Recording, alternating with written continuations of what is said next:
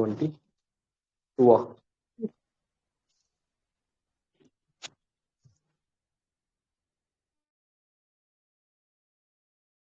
22 1 sir.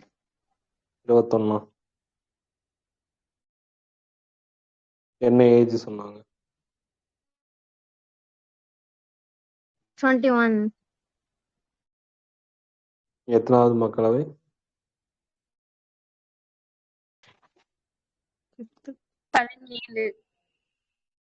17. எத்தனை வருஷத்துக்குள்ள அந்த குழந்தை திருமணத்தை ரத்து பண்ணலாம்? 5 ஆண்டுகள். ஆனா எவ்வளவு நடைமுறையில் இருக்கு? 2 years. 2 years. Okay. Right to எஜுகேஷன்ல டீச்சர் ஸ்டூடெண்ட் ரேஷியோ என்ன? 1:30. 1:30. 1:30. ஓகே. நேற்று வந்து குழந்தை தொழிலாளர்களை எதிர்த்து என்னென்ன அதை ஒழிக்கிறதுக்காக கவர்மெண்ட் என்னென்ன மெஷர்ஸ் எடுத்திருக்காங்கன்னு பார்த்துக்கோமா. இப்போ குழந்தைகளுக்கான நலத்திட்டங்கள், வெல்ஃபேர் ஸ்கீம்ஸ் ஃபர்ஸ்ட் எடுத்தோடனே நம்ம ஆல்ரெடி நிறைய இடத்துல படிச்சிட்டோம். ஹெல்த்தில் படிச்சிட்டோம், உமன்ஸில் நம்ம படிச்சிட்டோம், உமன் எம்பவர்மெண்ட்டில் படிச்சிட்டோம். திரும்ப அதே ஸ்கீம் தான் ஐசிடிஎஸ், இன்டகிரேட்டட் சைல்ட் டெவலப்மெண்ட் ஸ்கீம்னு சொல்லுவாங்க. ஐசிஎஃப்னு என்னது?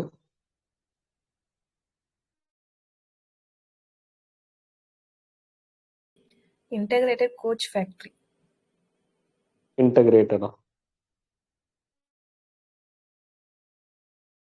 ஐசிஎஃப்.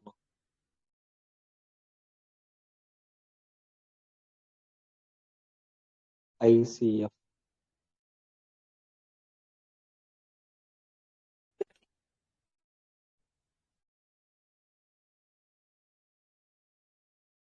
இப்படி எதுவும் படிச்சது இல்லையா?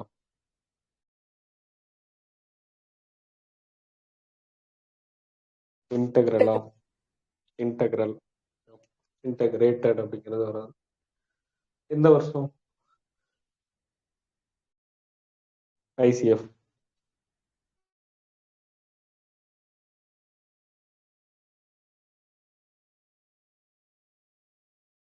எங்க இருக்கு? ஐசிஎஃப்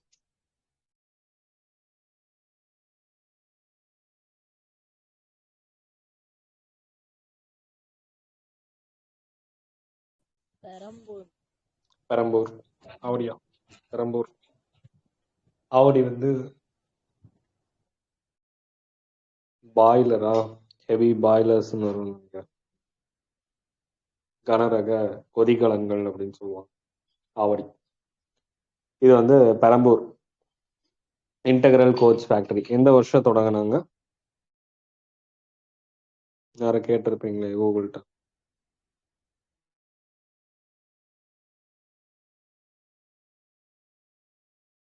நைன்டீன் 55 நமக்கு 5 இயர் பிளான்லாம் போயிட்டு இருந்துச்சு. அப்பதான் வந்து தொடங்கினாங்க இன்டகிரல் கோச் ஃபேக்டரி. நமக்கு ரயில் பெட்டிகள், அந்த ரயில் பெட்டிகள்லாம் அங்கதான் உருவாக்கும். ஐசிடிஎஸ் நமக்கு 1975 அக்டோபர் 2. ஐசிஎஃப் எப்ப?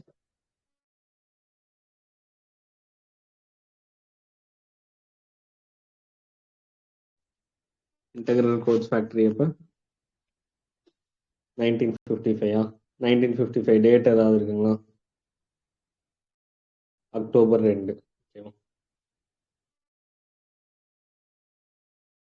இன்டகிரல் கோச் ஃபேக்டரி வந்து 1955 அக்டோபர் 2. அது ஐசிஎஃப். இது ஐசிடிஎஸ் 1975 அதே அக்டோபர் 2. இது வந்து பிறந்ததுல இருந்து 6 வயசுக்குள்ள இருக்க குழந்தைங்களுக்கு ஊட்டச்சத்து, நியூட்ரிஷன் கொடுக்கறது, அவங்களுடைய ஹெல்த்தை வந்து டெவலப் பண்றது, இதெல்லாம் தான். ஐஎம்ஆர் செக் பண்ணுவாங்க, எப்படி வந்து நோயால் அஃபெக்ட் ஆவாங்க, அவங்களுக்கு மால் நியூட்ரிஷன் இருந்துச்சு அப்படின்னா அதையும் செக் பண்ணுவாங்க. அது போக ஸ்கூல் ட்ராப் அவுட் ஆகாமல் இருக்கிறதுக்கு அதை குறைக்கிறது. இதெல்லாம் தான். இது நமக்கு ஆல்ரெடி தெரிஞ்சது தான். ஒவ்வொரு மந்த்தும் என்ன பண்ணுவாங்க, வெயிட்டும் ஹைட்டும் வந்து செக் பண்ணுவாங்க. சப்ளிமெண்ட்ரி ஃபுட் கொடுப்பாங்க, விட்டமின் ஏ லிக்விட்ஸ் கொடுப்பாங்க. அதுவே அடல்ட்டாக இருந்தாங்க அப்படின்னா அவங்களுக்கு திறன் பயிற்சி கொடுக்கறது. அது போக பிளாக் லெவல்ல வளைகாப்பு நடத்துவாங்களாம் தொகுதி அளவுல. அது எது? Yes sir. இதுதானே ஐசிடிஎஸ் தானே. Yes sir. இப்ப அதையும் இவங்க தான் பண்ணுவாங்க. அது போக வேக்சினேஷன் கொடுப்பாங்க குழந்தைங்களுக்கு. முறை சாராத முன்பருவ கல்வி கொடுப்பாங்க. இயர்லி சைல்ட்ஹுட் கேர் எஜுகேஷன் வந்து கேரும் பண்ணுவாங்க, எஜுகேஷனும் கொடுப்பாங்க. Early childhood care and education. அப்படி நமக்கு ஏதாவது ஆக்ட் இருக்கா?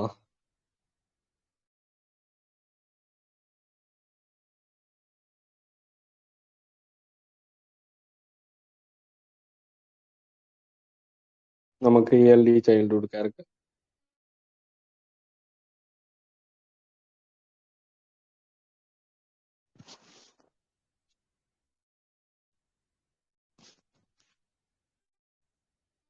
ஆக்ட் எதுவும் படிச்சது இல்லையா?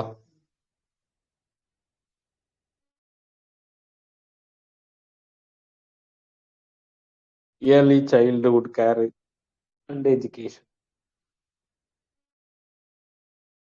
எப்படி படிச்சிருக்கிறீங்க பாருங்க.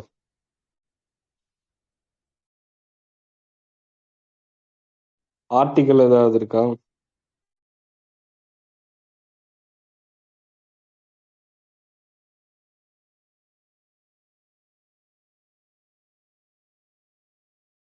ஆர்டிகல் 45. ஓகே, பாருங்க நம்ம எந்த லெவல்ல இருக்கிறோம் அப்படின்னு. நெக்ஸ்ட் வந்து தேசிய குழந்தைகளுக்கான நிதியம். நம்ம எப்ப குழந்தைகளுக்கான ஆண்டு பார்த்தோம்?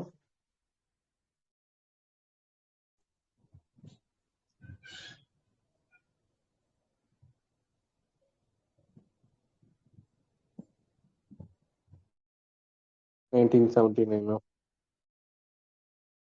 1979 குழந்தைகளுக்கான ஆண்டு. அதே வருஷம்தான் நமக்கு குழந்தைகளுக்கான நிதியம், நேஷனல் சில்ட்ரன்ஸ் ஃபண்டும் அப்பதான் வந்து உருவாக்குனாங்க.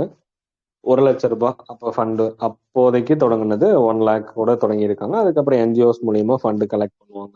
நம்ம வெல்ஃபேர் ஸ்கீம்ஸ் எல்லாமே இதை யூஸ் பண்ணுவாங்க. அது ஒவ்வொரு வருஷமும் ஃபண்டெல்லாம் கொடுத்துருக்காங்க. அதெல்லாம் நமக்கு தேவையில்லை, இருக்கு அப்படின்னு மட்டும் தெரிஞ்சுக்கோங்க. நேஷனல் சைல்ட் லேபர் ப்ராஜெக்ட், தேசிய குழந்தை தொழிலாளர்களுக்கான கொள்கை எப்ப வெளியிட்டாங்க? கொள்கை 87. 87 88 இல்லையா? ப்ராஜெக்ட் தான் சார் 88. அப்ப சட்டம் 86. ஓகே, சட்டம் வந்து 86, கொள்கை வந்து 87, திட்டம் வந்து 88. ஆக்ட் வந்து 86, அதுக்கப்புறம் நமக்கு பாலிசி வரும், அதுக்கப்புறம் ப்ராஜெக்ட் வரும். நமக்கு 1988 வந்து ப்ராஜெக்ட். இது என்ன பண்ணுவாங்க, நமக்கு அங்க என்னவோ அதே தான் திரும்ப இருக்கும். குழந்தை தொழிலாளர்களை மீட்டெடுத்து அவங்களுக்கு மறுவாழ்வு கொடுக்கறது, ரீஹாபிலிட்டேஷன், அவங்களுக்கு கல்வியை கொடுக்கறது. அது முறை சார்ந்த கல்வியா இருக்கலாம் அல்லது முறை சாராத கல்வியா இருக்கலாம். ஏன்னா ஏஜ் வந்து கூடி இருக்கலாம், அதனால முறை சாராத கல்வி கூட கொடுக்கலாம். முதல்ல அவங்களை ஐடென்டிஃபை பண்ணணும். எந்த ஸ்கீமுக்கு கீழே இப்ப இந்த திட்டம் இருக்கு அப்படின்னா, இந்த நம்மளுடைய சமக்ரா சிக்ஷா அபியான். அது எப்ப தொடங்கினாங்க? 18. சர்வ சிக்ஷா அபியான்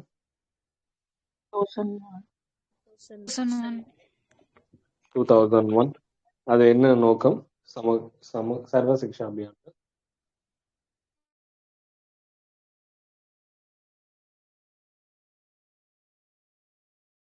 அப்படி இல்ல எதுவும் இல்லையா நோக்கம்? அனைவருக்கும் கல்வி. ஓகே, அதோட இலக்கு என்ன?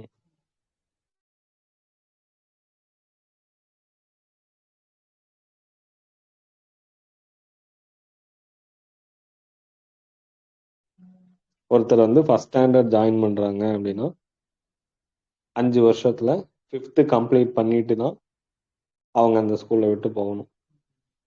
அப்படின்னா என்ன மீனிங்னா, இடையில டிராப் அவுட் ஆகக்கூடாது அப்படிங்கிறதா அதனுடைய நோக்கம். அதுதான் சர்வ சிக்ஷா அபியான். சர்வம்னா என்னது? அனைத்தும். அனைவருக்கும், எங்கும், எல்லா பக்கமும் இந்த மாதிரி. சிக்ஷானா?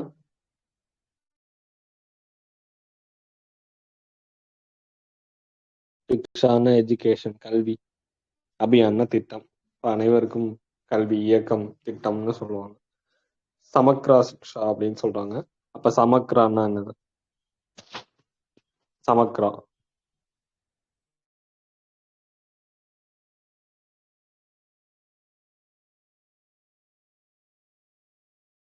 அப்படின்னு என்னங்க?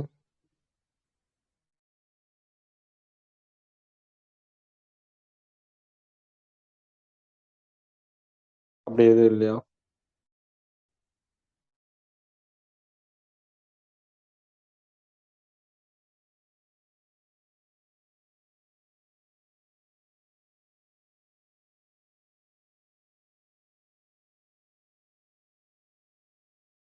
எந்த வருஷம் தொடங்கினாங்க? 2018 சமக்ரா சிக்ஷா அபியான்.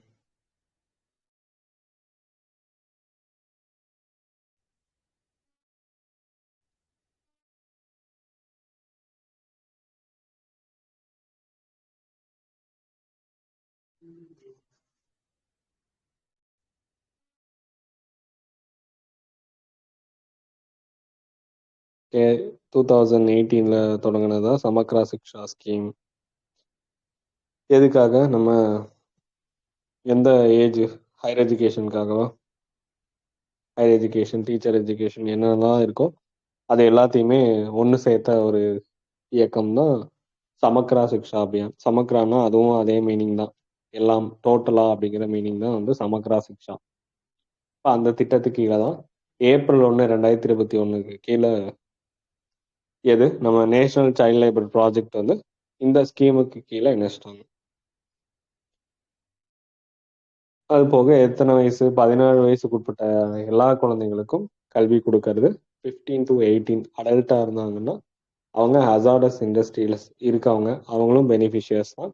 அடுத்து அந்த சைல்ட் லேபருடைய ஃபேமிலியும் இந்த திட்டத்துக்கு கீழே பெனிஃபிஷியர்ஸ். 100% யாரோட? இது சென்ட்ரல் கவர்மெண்டோடைய ஸ்கீம் தான். இதுக்கும் டிஸ்ட்ரிக்ட் கலெக்டர் தான் பார்க்கணும்.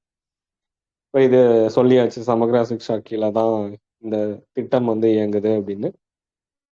5 to 8 வயசு இருந்தாங்கன்னா அவங்களுக்கு முறையான கல்வியை கொடுப்பாங்க. அதே 9 to 14 அப்படின்னா அவங்களுக்கு சிறப்பு பயிற்சி மையங்கள் தனியாக இருக்கும். இப்போ ஸ்பெஷல் சென்டர்ஸ் தனியாக இருக்கும். அது மூலியமா கல்வி கொடுக்கறது தான் தேசிய குழந்தைகள் தொழிலாளர் திட்டம். தேசிய குழந்தை தொழிலாளர் திட்டம்னா அவங்கள மீட்டெடுத்து மறுவாழ்வு கொடுக்கறதுக்கான திட்டம். அவங்களுக்கான தண்டனை கொடுக்கறது சட்டம். கொள்கைன்னா ஒன்றும் இல்லை, என்னென்ன பாலிசிஸ் வந்து இதில் என்னென்னலாம் நாங்கள் இன்வால்வ் பண்ணியிருக்கோம் அப்படின்னு சொல்றது, எதை இதெல்லாம் ஃபாலோ பண்ணுறோங்கிறது கொள்கை. திட்டம் அப்படிங்கிறது அவங்கள மீட் எடுத்துட்டோம், குழந்தை தொழிலாளர்களை மீட் எடுத்ததுக்கு அப்புறம் என்ன பண்ண போறோம் அப்படின்னு சொல்றது தான் திட்டம். என்னென்ன ஸ்கீம்ஸ் எல்லாம் அவங்க இந்த திட்டத்தை கூட இணைச்சிருக்காங்கிறது தான் அதை சொன்னா குழந்தை தொழிலாளர் திட்டம். இதுல நமக்கு ஒவ்வொரு குழந்தைங்களுக்கும் அந்த சிறப்பு பயிற்சி மையங்கள், ஸ்பெஷல் எஜுகேஷன் சென்டர்ஸ் இருக்கும். அதுல படிக்கிற குழந்தைங்களுக்கு மாசம் 400 ரூபாய் கொடுப்பாங்க. உதவித்தொகையா வந்து 400 ரூபாய் அவங்களுக்கு கிடைக்கும். அது போக மாநில அரசோடைய உதவித்தொகை, ஸ்டேட் கவர்மெண்டோடைய உதவித்தொகையா 500 ரூபாய் கிடைக்கும். அப்ப நம்ம ஸ்பெஷல் ட்ரைனிங் சென்டர்ஸ் இருக்கும், அது மூலியமா அவங்களுக்கு பயிற்சியும் கொடுப்பாங்க. இதுல நம்ம டிஸ்ட்ரிக்ட் கலெக்டருக்கு அவார்ட்ஸ் எல்லாமே கொடுப்பாங்க. அதெல்லாம் நமக்கு வேணாம். ஓகே, குழந்தை தொழிலாளரை பத்தி நம்ம கம்ப்ளைண்ட் பண்ணலாம்னா எதுல கம்ப்ளைண்ட் பண்ணலாம்?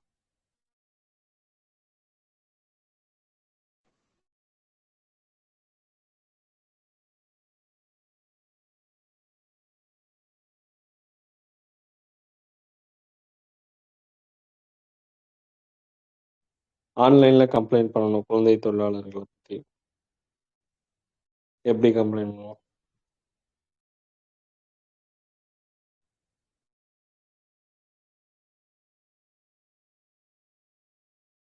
செக்ஷுவல் ஹராஸ்மெண்ட் கம்ப்ளைண்ட் பண்ணணும்னா இதுல பண்ணணும் ஆன்லைன்ல. 1930. இப்பதான் என்னது? POCSO iBox. போக்சோ இ பாக்ஸ் வந்து கம்ப்ளைண்ட் பண்ணணும். ஏதோ அங்க ஏதோ தனியா 1930 வந்து சைபர் கிரைம்ல. ஆமா, சைபர் கிரைம். அது ஆன்லைன்ல கம்ப்ளைண்ட் பண்றதுக்காக நான் கேட்டது செக்ஷுவல் ஹராஸ்மெண்ட்டுக்காக கம்ப்ளைண்ட் பண்ணுறது. போக்சோ இ பாக்ஸ்லாம் ஆன்லைனில் கம்ப்ளைண்ட் பண்ணலாம். அதே மாதிரி நம்ம குழந்தை தொழிலாளர் சைல்ட் லேபரை பற்றி கம்ப்ளைண்ட் பண்ணணும் அப்படின்னா நம்ம சைல்டுனாலே எஜுகேஷன் பென்சிலில் தான் எழுதுவாங்க. அதனால அந்த பேரை வச்சுருக்காங்க, பென்சில் போர்ட்டல் அப்படின்னு சொல்லுவாங்க. இப்போ அவங்கள படிக்க வைக்கணுங்கிறதுக்காக தான் பென்சில் அப்படிங்கிற நேம் வச்சுருக்காங்க. பென்சில் போர்ட்டல் 2017 கொண்டு வந்தது இந்த போர்ட்டல்.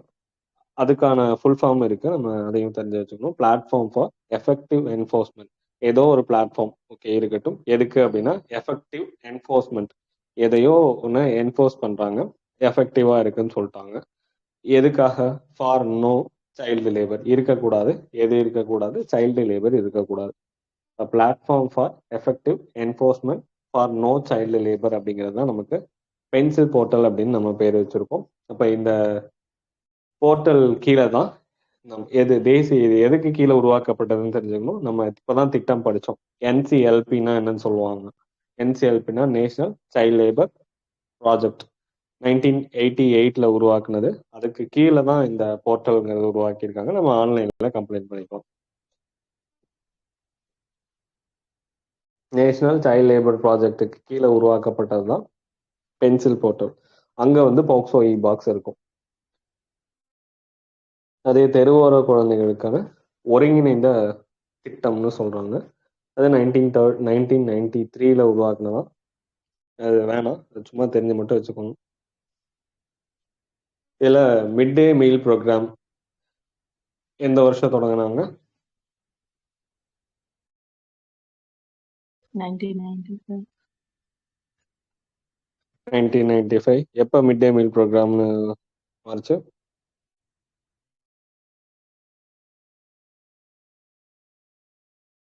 ஆரம்பத்துல என்னவா இருந்திருக்கும்? National program to nutrition support for primary education. National program to nutrition support for primary education, NPNSPE அப்படின்னு ஆரம்ப கட்டத்தில் இருந்துச்சு. 2007 என்ன பேர் மாத்திட்டாங்க? மிட் டே மீல் ஸ்கீம்னு பேர் மாத்திட்டாங்க, MDM அப்படின்னு. 2021 போஷன் அபியான். போஷன் அபியானா PM போஷனா? PM portion. PM Poshan. Okay, இன்று ஏதோ ஆகிவிட்டது. 1995 NPNSPE நம்ம national program to nutrition support for primary education. 2007 mid day meal ஸ்கீமா மாறுச்சு. 2021 செப்டம்பர்லேருந்து நமக்கு போஷன் மான்னு சொல்லி ஊட்டச்சத்து மாதம்னு செப்டம்பரை தான் சொல்லுவாங்க. 2021 செப்டம்பர்ல பிரதான் மந்திரி போஷன் சக்தி நிர்மான்னு பேர் மாத்தினாங்க. நோக்கம் என்ன? இது புதுசா நம்ம பயங்கரமான நோக்கம்லாம் கிடையாது. ஸ்கூலுக்கு போகிறதுக்கு ஊக்குவிக்கிறது, டிராப் அவுட் ஆகிறத குறைக்கிறது, அப்படியே ஆப்போசிட்டா சொல்றது.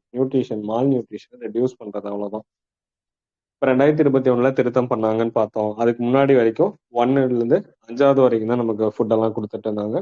இப்போ திருத்தப்படி ஃபர்ஸ்ட் ஸ்டாண்டர்ட்லேருந்து 8th ஸ்டாண்டர்ட் வரைக்கும் மதிய உணவு கொடுக்குறாங்க. அதே காலை உணவு எந்த கிளாஸுக்கு? 5th வரைக்கும், 1 to 5th. எந்த ஸ்கூல்ல? கவர்மெண்ட் ஸ்கூல்ல? Government and government aided means okay, government to government எய்டர்லேயே வரும். இது ப்ரீ பிரைமரி அண்ட் பால்வாட்டிகாஸ் அப்படின்னு சொல்றாங்க. இந்த அங்கன்வாடிகள் மூலியமாவும் இது செயல்படுத்துறாங்க. நியூட்ரிஷன் கார்டன்ஸ் அமைச்சிருப்பாங்க. சோஷியல் ஆடிட்டிங் நடக்கும். இவ்வளோ பேர் பயனடைகிறாங்கன்னு சொல்றாங்க. அந்த கதையெல்லாம் நமக்கு வேணும். National plan of action for சில்ட்ரன்னு சொல்லியிருக்காங்க. தேசிய செயல் திட்டம் குழந்தைகளுக்கு. நம்ம குழந்தைகளுக்கான ஆணையம் சட்டம் எப்போ போட்டாங்க? குழந்தைகள் உரிமைக்கான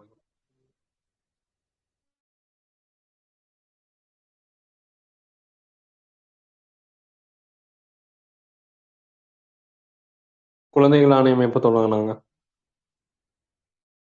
NCPCR, national commission for protection of child right. அப்படி ஒன்று படிச்சதே இல்லையா? 2007. 7 அதுக்கான சட்டம்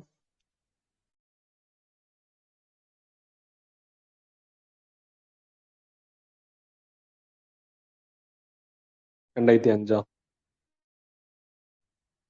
2005 national plan of action for children தேசிய செயல் திட்டம் எப்போ உருவாக்குனாங்கன்னா அதுவும் 2005 தான். NPAC national plan of action for children. அப்போ என்ன ஆக்ஷன் எடுத்திருக்காங்க அப்படின்னா கமிஷனர் வந்து ஒன்று தொடங்கியிருக்காங்க அப்படின்னு ஞாபகம் வச்சுக்கோங்க குழந்தைகளுக்காக. உஜ்ஜவாலா பலமுறை படித்தாச்சு. கடத்த 2007. கடத்தல் தடுக்கிறதுக்காக 2007. ஓகே. பெண்கள் குழந்தைகளை வணிக ரீதியா கடத்துறது. அப்போ உமன் டிராஃபிக்கிங் அப்படிங்கிறது அப்போ அவங்கள மீட்டெடுத்து அவங்களுக்கு மறுவாழ்வு கொடுத்து மறுபடியும் சமூகத்தோட ஒருங்கிணைக்கிறது அந்த திட்டத்துடைய நோக்கம். இதெல்லாம் நமக்கு தெரிஞ்சதுதான், ஆல்ரெடி படிச்சது, புதுசா எதுவும் இல்லை. ஐசிபிஎஸ்னா என்னன்னு தெரிஞ்சுக்கோங்க. ஐசிடிஎஸ்னா நமக்கு தெரியும் 1975. ஐசிபிஎஸ்னா இன்டகிரேட்டட் சைல்டு ப்ரொடெக்ஷன் ஸ்கீம்னு சொல்றாங்க.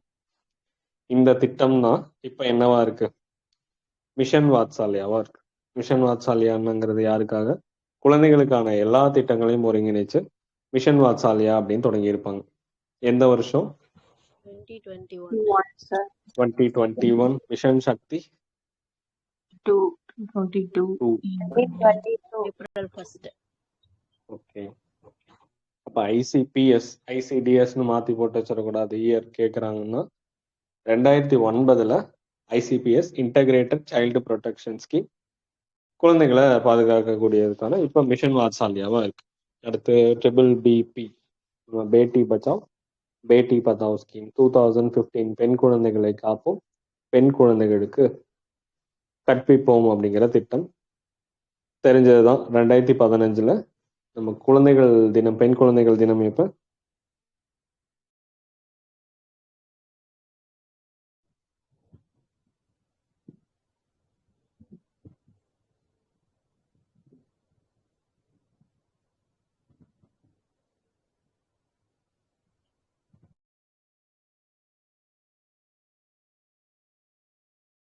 அப்படி ஒரு டே இல்லையா?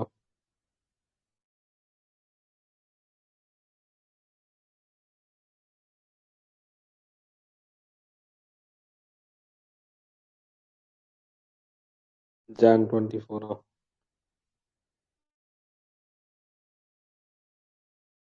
இப்போ இது வந்து Jan 22 தொடங்கின திட்டம் தான் எது, பேட்டி பச்சாவ் பேட்டி பதாவ்.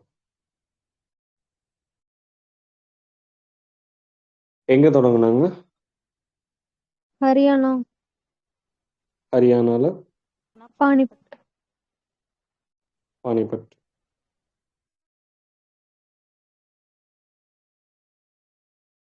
ஓகே. பெண் சிசு கொலையை தடுக்கிறது, கல்வியை கொடுக்கறது, குழந்தை பாலினம் அதிகரிக்கிறது, இதெல்லாம் தான் நமக்கு முக்கியமா ஸ்டெம் பாடங்கள்ல சேர்க்கை, நம்ம அதிகமான பெண்களை சேர்க்கை அடைய வைக்கணும் அப்படிங்கிறது. அப்போ 1% வந்து இன்க்ரீஸ் பண்ணணும் அப்படிங்கிறது தான் அதனுடைய நோக்கம். ஃபர்ஸ்ட் 100 டிஸ்ட்ரிக்ட் செலக்ட் பண்ணாங்க. எங்கெல்லாம் அந்த 918 அப்படிங்கிற உமன் செக்ஸ் ரேஷியோ வந்து சைல்ட் செக்ஸ் ரேஷியோவோட கம்மியா இருக்கோ அந்த மாவட்டங்களில் தொடங்கினாங்க.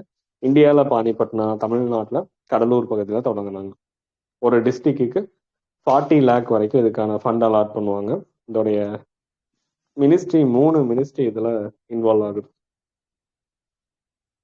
ஆமா, உமன் அண்ட் சைல்டு டெவலப்மெண்ட், பெண்கள் மற்றும் குழந்தைகள் மேம்பாட்டு அமைச்சகம், இது நம்ம கண்டிப்பா எடுத்துடலாம். 2வது ஹெல்த் அண்ட் ஃபேமிலி வெல்ஃபேர், நம்ம சுகாதாரம் மற்றும் குடும்ப நலத்துறை அமைச்சகம் இருக்காங்க. 3வது எஜுகேஷன் மினிஸ்ட்ரி. எஜுகேஷன் மினிஸ்ட்ரியோட நேம் இதுதானா இல்ல human resource development? Human Resource Development. அப்படியா?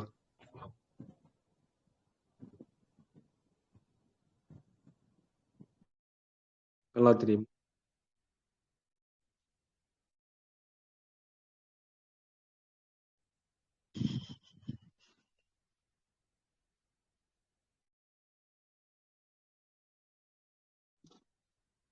கன்ஃபார்முங்க. ஹியூமன் ரிசோர்ஸ் டெவலப்மெண்ட் தானா? சென்ட்ரல் கவர்மெண்டோட எஜுகேஷன் மினிஸ்ட்ரியோடைய நேம்.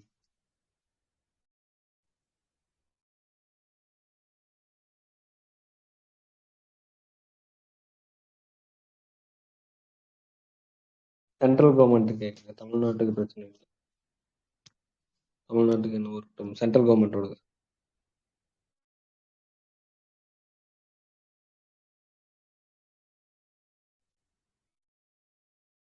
Ministry of எஜுகேஷனா?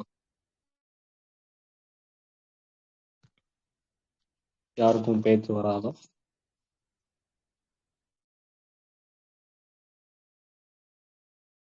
நைன்டீன் 47லேருந்து 85 வரைக்கும் மினிஸ்ட்ரி ஆஃப் எஜுகேஷன். 1947லேருந்து 1985 வரைக்கும். அதுக்கப்புறம் 1985லேருந்து 2020 வரைக்கும் அதுக்கு பேரு MHRD, ministry of human resource development.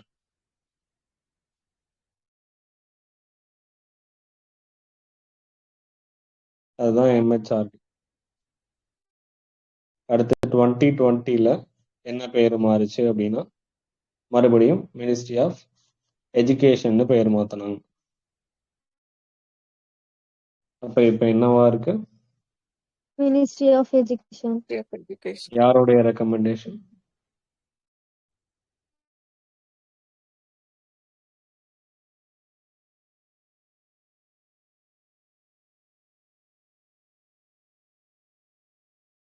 NEP 2020,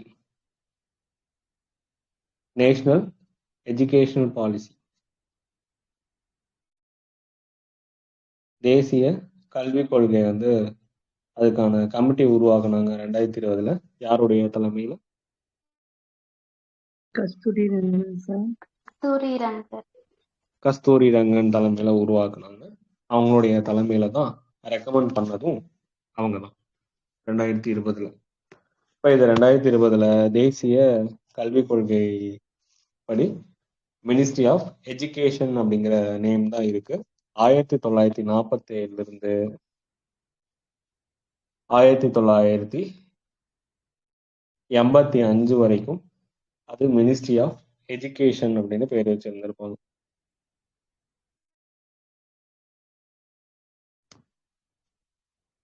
அதுக்கப்புறம் 1985லேருந்து 2020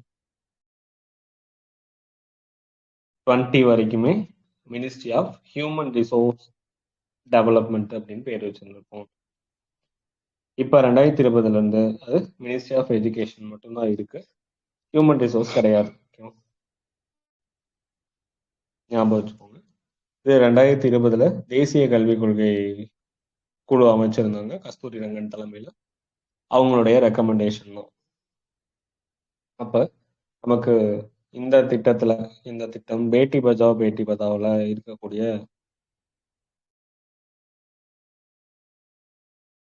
அமைச்சகம் என்ன அமைச்சகம்?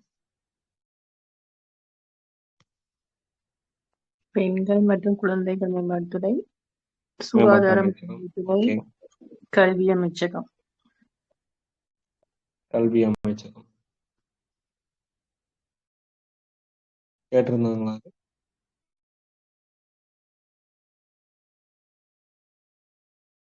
இந்த கேள்வி அப்படிலாம் பார்த்தது இல்லையா?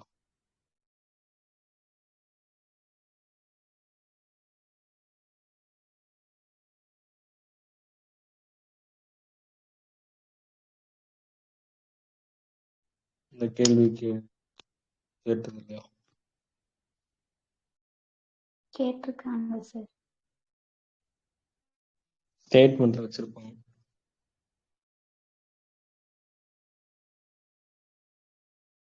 நம்ம பார்த்துருக்க மாட்டோம். Okay, அடுத்து ministry of education கேட்டிருக்காங்களா?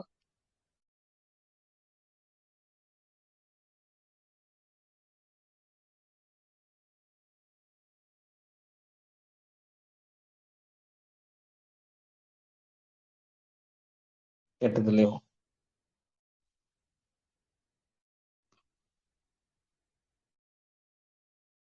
Ministry of education.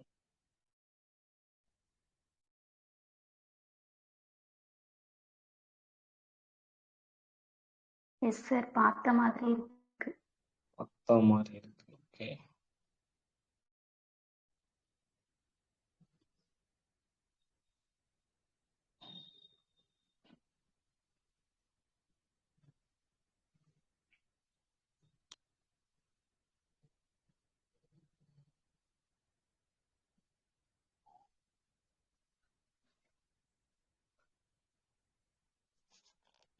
Okay. இப்ப பேட்டி பச்சாவ் பேட்டி பதாவ் எந்த திட்டத்துக்கு கீழே இருக்கு? மிஷன் சக்தி.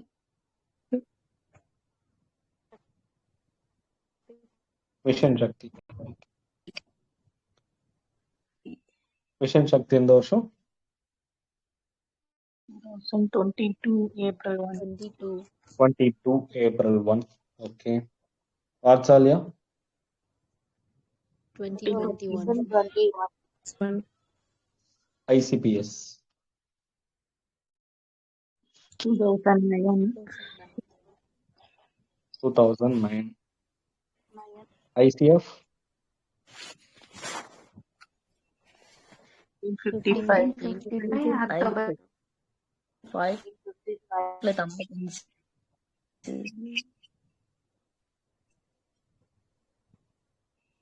1955 அக்டோபர் 2. ICDS தெரியும். ICPS என்னவா இருக்கு?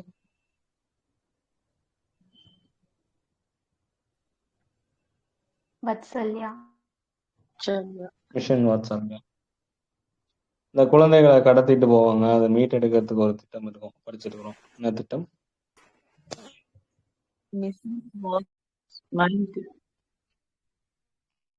என்னங்க? ஸ்மைல் திட்டமா சார்? ஸ்மைல் திட்டம். ஓகே, எந்த வருஷம்?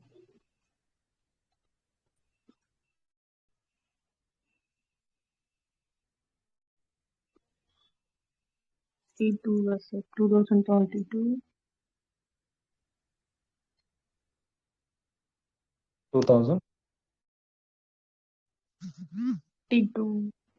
2022. இன்னொரு ஸ்மைல்.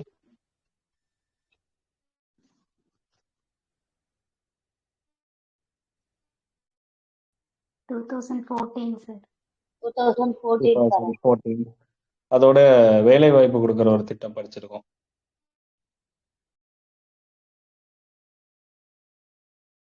ஞாபகம் இருக்கா?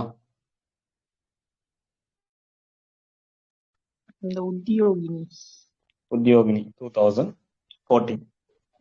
ஓகே, நமக்கு இந்த திட்டத்துக்கு கீழே ஒரு டிஸ்ட்ரிக்ட்டுக்கு எவ்வளவு கொடுக்குறாங்க?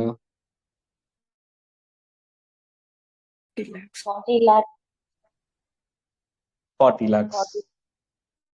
அதை பிரிச்சிருப்பாங்க, ஞாபகம் இருக்கா? 918க்கு மேல இருந்துச்சுன்னா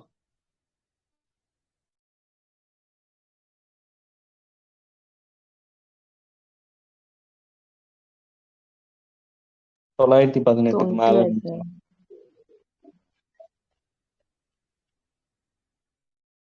20. அதுல ஒரு 3 கிரைட்டீரியாவை பிரிச்சிருப்பாங்க. அதை கண்டுபிடிச்சு சொல்லுங்க. நம்ம ரீசெண்டா படிச்சோம். 918க்கு மேல இருக்கிறது, 950 அந்த ரேஞ்ச் வரைக்கும் 30 ரேஞ்ச் வச்சிருப்பாங்க. அப்ப அது என்னன்னு கண்டுபிடிச்சு சொல்லுங்க. இதுல நமக்கு என்னென்ன ஸ்கீம்ஸ் எல்லாம் உள்ள இருக்குன்னா, பிசிபிஎன்டிடினா pre conception prenatal diagnostic techniques. Okay, இந்த வருஷம் 1994. அப்ப அதை அமல்படுத்துறது, அது முன்னாடியே நடைமுறையில் இருக்கு, இந்த திட்டத்திலையும் சேர்ந்து அதை அமல்படுத்துறாங்க. அது போக விழிப்புணர்வு ஏற்படுத்துறது. இதுல நமக்கு தேசிய குழந்தைகள் காப்பக திட்டம் படிச்சிருக்கோமோ?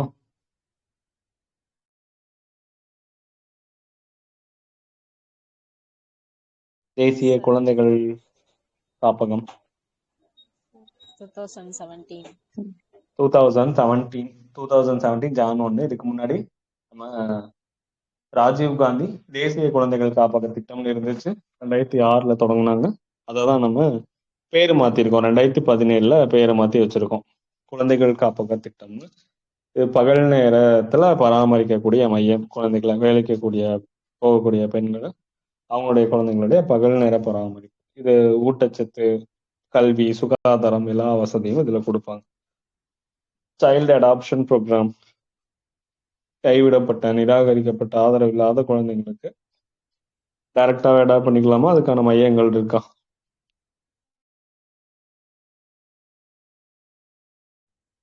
அதுக்குன்னு தனியாக தத்தெடுப்பு ஆணையம்னு தொடங்கியிருக்கோம். எந்த வருஷம் தொடங்கினாங்க சென்ட்ரல் கவர்மெண்ட்?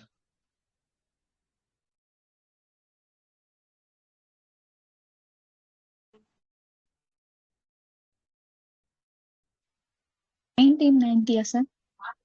1990. அது பேர் ஏதாவது இருக்குங்களா? கேரா பேர் கேரா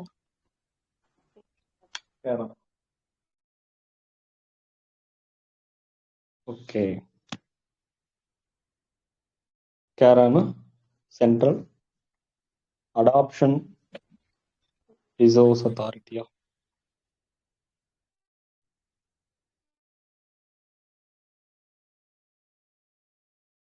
அதுதானே.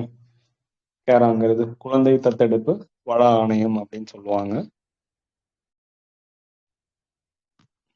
இதுல அதுக்கு கீழே தான் அந்த சென்ட்ரல் கவர்மெண்டுடைய குழந்தைகள் மற்றும் மகளிர் மேம்பாட்டு அமைச்சு கீழே தான் இருக்கக்கூடிய ஒரு தன்னாட்சியான அமைப்பு. ஹேக் கன்வென்ஷன் அப்படின்னு ஒன்று நடந்திருக்கு, ஹேக் உடன்படிக்கை. எதுக்காக இது ஹேக் உடன்படிக்கை?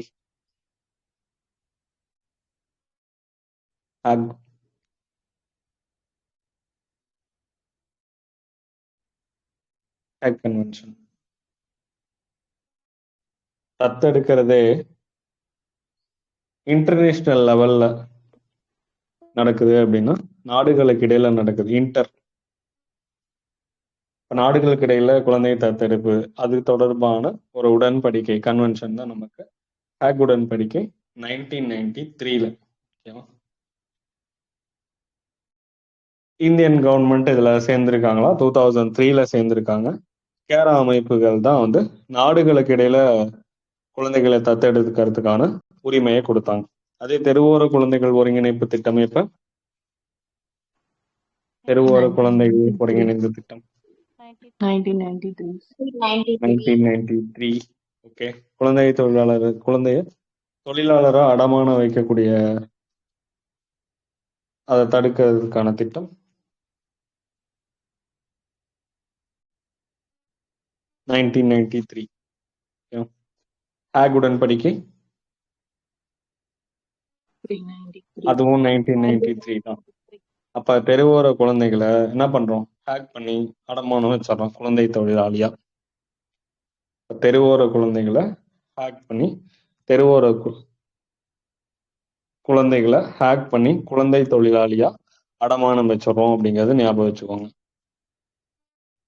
1993 ஹேக் உடன்படிக்கை அப்படின்னா குழந்தைகளை நாடுகளுக்கு இடையில அடாப்ட் பண்ணிக்கிறதுக்கான ஒரு கன்வென்ஷன் தான் வந்து இது.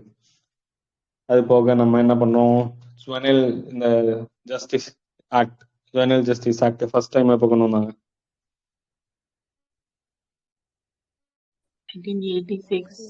1986. அதுக்கப்புறம் 2000. அதுக்கப்புறம் 2015. அதுக்கப்புறம் 21 சார். 21. 2015 கீழே தான் குழந்தை தத்தெடுப்பு திட்டம்லாம் சொன்னாங்களாம்.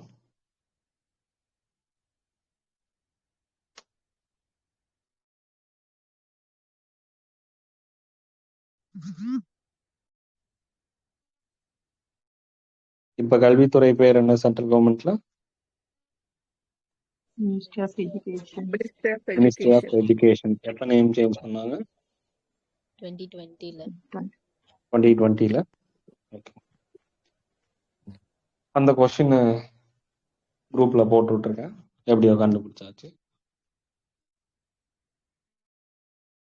The Ministry of Education, formerly Human Resource Development (MHRD), in formulates education policy in India and also undertakes the education programs ன்னு சொல்றாங்க. இது assertion. அதுக்கான ரீசன் என்ன அப்படின்னா, the center is represented by the Ministry of Education decides the Indian education budget. நம்ம கல்வித்துறையுடைய வரவு செலவு திட்டங்களை அந்த மினிஸ்ட்ரியே வந்து முடிவு பண்ணும்னு சொல்றாங்க. இது கரெக்டா? இந்த கூற்று காரணம் சரியானதா? Yes, sir.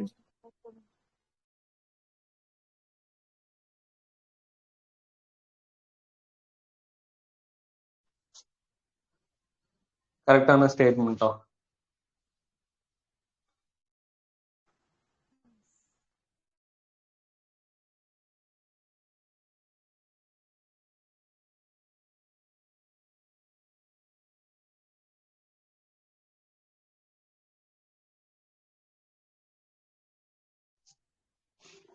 கேட்கக்கூடாத ஏதாவது கேள்வியா இது? மத்திய கல்வி அமைச்சகம் தான் இதுக்கு முன்னாடி மினிஸ்ட்ரி ஆஃப் ஹியூமன் ரிசோர்ஸ் டெவலப்மெண்ட்டாக இருந்துச்சு. அவங்களுக்கான வரவு செலவு திட்டங்களை அவங்களே பார்த்துக்குவாங்க அப்படின்னு சொல்றாங்க. இது ரெண்டும் கரெக்டான ஸ்டேட்மெண்ட் தானா? Yes. கரெக்ட் தானா? சார்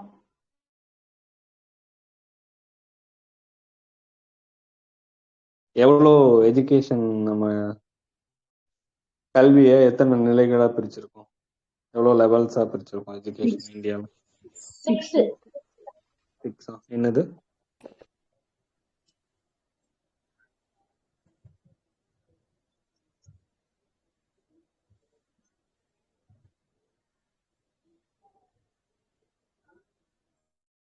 எப்படி பிரிச்சிருக்கோம் அந்த 6?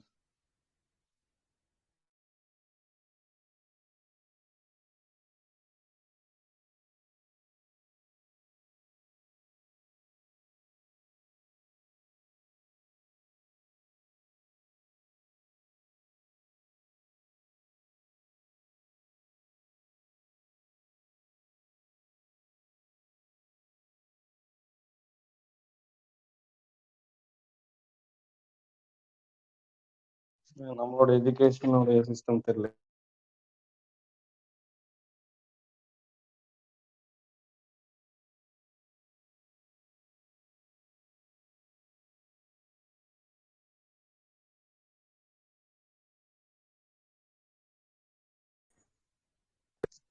சிக்ஸ்ல என்னென்ன ஃபர்ஸ்ட் லெவல் என்னது? எஜுகேஷன் சிஸ்டத்தோடைய ஃபர்ஸ்ட் லெவல் நர்சரி என்ன? என்னது? நர்சரி சரியா? சரி, next. Early childhood care and education. Okay.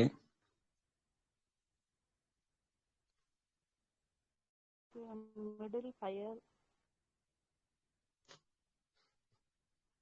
Primary அதுக்கப்புறம் தெரியலையா? சார் குழந்தை கல்வி, இடைநிலை கல்வி, தொடக்க கல்வி, மேல்நிலை கல்வி, இளநிலை, அப்புறம் முதுநிலை சார். ஓகே, இடைநிலைக்கு அப்புறம் தான் தொடக்கமா? தொடக்கம் அடுத்து இடைநிலை. தொடக்கம் அடுத்து இடைநிலையா? ஓகே.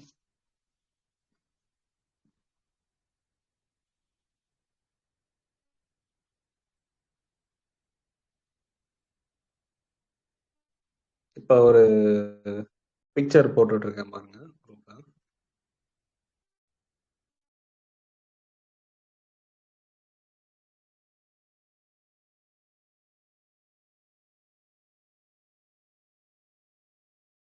வந்திருக்கா?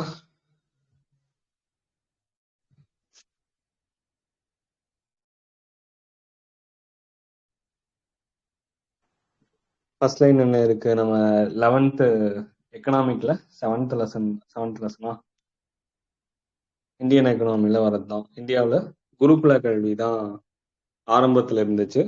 அடுத்து human resource, ministry of human resource development அவங்க தான் வந்து நம்மளுடைய கல்விக் கொள்கையும் திட்டங்களையும் வகுத்து நடைமுறைப்படுத்துறாங்க அப்படின்னு சொல்லியிருக்காங்களா?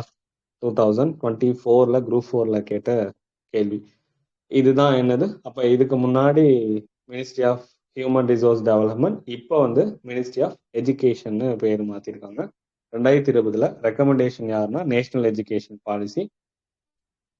1976 வரைக்குமே மாநில அரசுடைய பொறுப்புல தான் இருந்துச்சு கல்வி. அதுக்கப்புறம் நம்ம கன்கரண்ட் லிஸ்ட்ல கொண்டு வந்தோம். பொதுப்பட்டியலுக்கு கொண்டு வந்ததுக்கு அப்புறம் மத்திய அரசு வந்து மினிஸ்ட்ரி ஆஃப் இந்த டெவலப்மெண்ட் அவங்க தான் கல்விக்கான வரவு செலவு பார்த்துக்கிறாங்க, பட்ஜெட்டை. அப்ப இந்தியாவில் ஒரு 6 ஸ்டேஜ்ல நமக்கு எஜுகேஷன் கொடுக்குறாங்க. ஃபர்ஸ்ட் குழந்தை கல்வி, நம்ம சைல்ட்ஹுட் கேர், நம்ம ஏர்லி சைல்ட்ஹுட் கேர். அதுக்கப்புறம் பிரைமரி லெவல்ல வரும், அடுத்து மிடில் லெவல்ல வரும், அடுத்து மேல்நிலை, அடுத்து யூஜி, பிஜி அப்படின்னு 6 லெவல்ல வந்து நம்மளோட எஜுகேஷன் சிஸ்டத்தை வச்சிருக்காங்க. ஓகேவா? இப்ப அந்த டிஃபரன்ஸ் தெரியுதா? இது ஆக்சுவலா இந்த ஸ்கூல் புக்ல இருக்க டேட்டா தான் நம்ம கொஸ்டின் பேப்பர்ல எப்படி கேட்டிருக்கான்னு புரியுதா? என்ன டிஃபரன்ஸ் இந்த கொஸ்டினுக்கும் ஸ்கூல் புக்ல இருக்க டேட்டாக்கும்?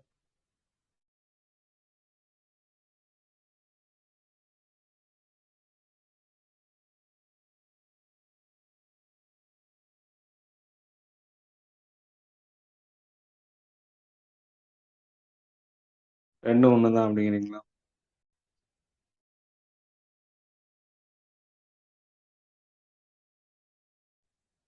இந்த புக்கை தேடி கஷ்டப்பட்டு எடுத்து போட்டா மத்திய கல்வி அமைச்சகம் கொடுத்திருக்காங்க சார். வரவு செலவு வந்து மனித நேம் சேஞ்ச் பண்ணது கொடுத்திருக்காங்க. ஓகே. அதுல மீதி எல்லா ஸ்டேட்மெண்ட்டும் அப்படியே ஸ்கூல் புக்ல இருக்கிறது தான், காப்பி பேஸ்ட் தான். ஆனா அதை வந்து கரண்ட் அஃபேர்ஸ் ரிலேட்டடா சேஞ்ச் பண்ணிட்டோம். தெரியுதா? நம்ம ஸ்கூல் புக்கோடைய எடிஷன்ல பார்க்கும்போது ministry of human resource and development தான் இருக்குது, எம்ஹெச்ஆர்டி தான் கொடுத்துருக்காங்க. ஆனா இப்போதைக்கு அட் ப்ரெசென்ட்ல அது என்னவா இருக்குன்னா மினிஸ்ட்ரி ஆஃப் எஜுகேஷன் கொடுத்துருக்கான். இப்போ கரண்ட் அஃபேர்ஸோட ரிலேட் பண்றோம். நமக்கு என்ன தோணும்? இப்போ இங்க மினிஸ்ட்ரி ஆஃப் எஜுகேஷனா, அப்போ அந்த ஸ்டேட்மெண்ட் படிக்கும்போது இது கண்டிப்பா தோணாது. 2 ஸ்டேட்மெண்ட்டும் கரெக்ட் தான். ஆனா அங்க என்ன கன்ஃபியூஸ் ஆகும்? அது ministry of human resource and டெவலப்மெண்ட்டா இல்ல மினிஸ்ட்ரி ஆஃப் எஜுகேஷனான்னு தோணும். அங்கேயே கன்ஃபியூஸ் ஆயிடும். அப்ப இந்த ஸ்டேட்மெண்ட் ஃபர்ஸ்ட் அசெஷன் வந்து தப்பு தான் அப்படின்னு நம்ம எடுப்போம். அதுக்காக தான் இந்த ட்விஸ்ட். ஆனா அதைய நேம் சேஞ்ச் பண்ணியிருக்கான், அதை கரண்ட் அஃபேர்ஸோட கொடுத்துருக்கான். அதுக்கு தான் கரண்ட் அஃபேர்ஸோட சேர்த்து நம்ம படிக்கணும். இதே மாதிரி இன்னொரு கேள்வி என்ன சொன்ன? 25ல ஏதோ கேட்டது.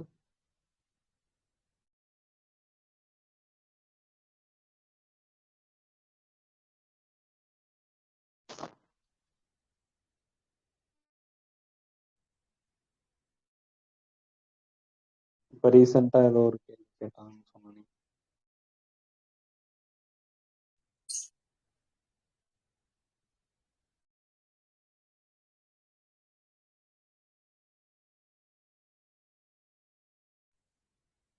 அப்படி இல்லை, எதுவும் சொல்லலையா?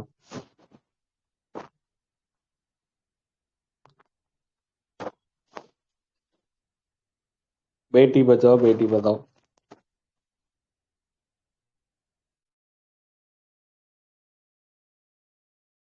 அது கேட்டிருந்தாங்களா குரூப் 1ல?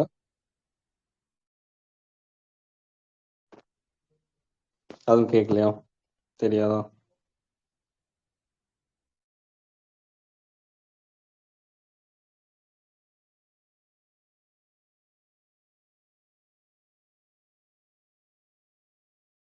சொல்லுங்க. அப்படி ஒன்றும் கேட்கவே இல்லை,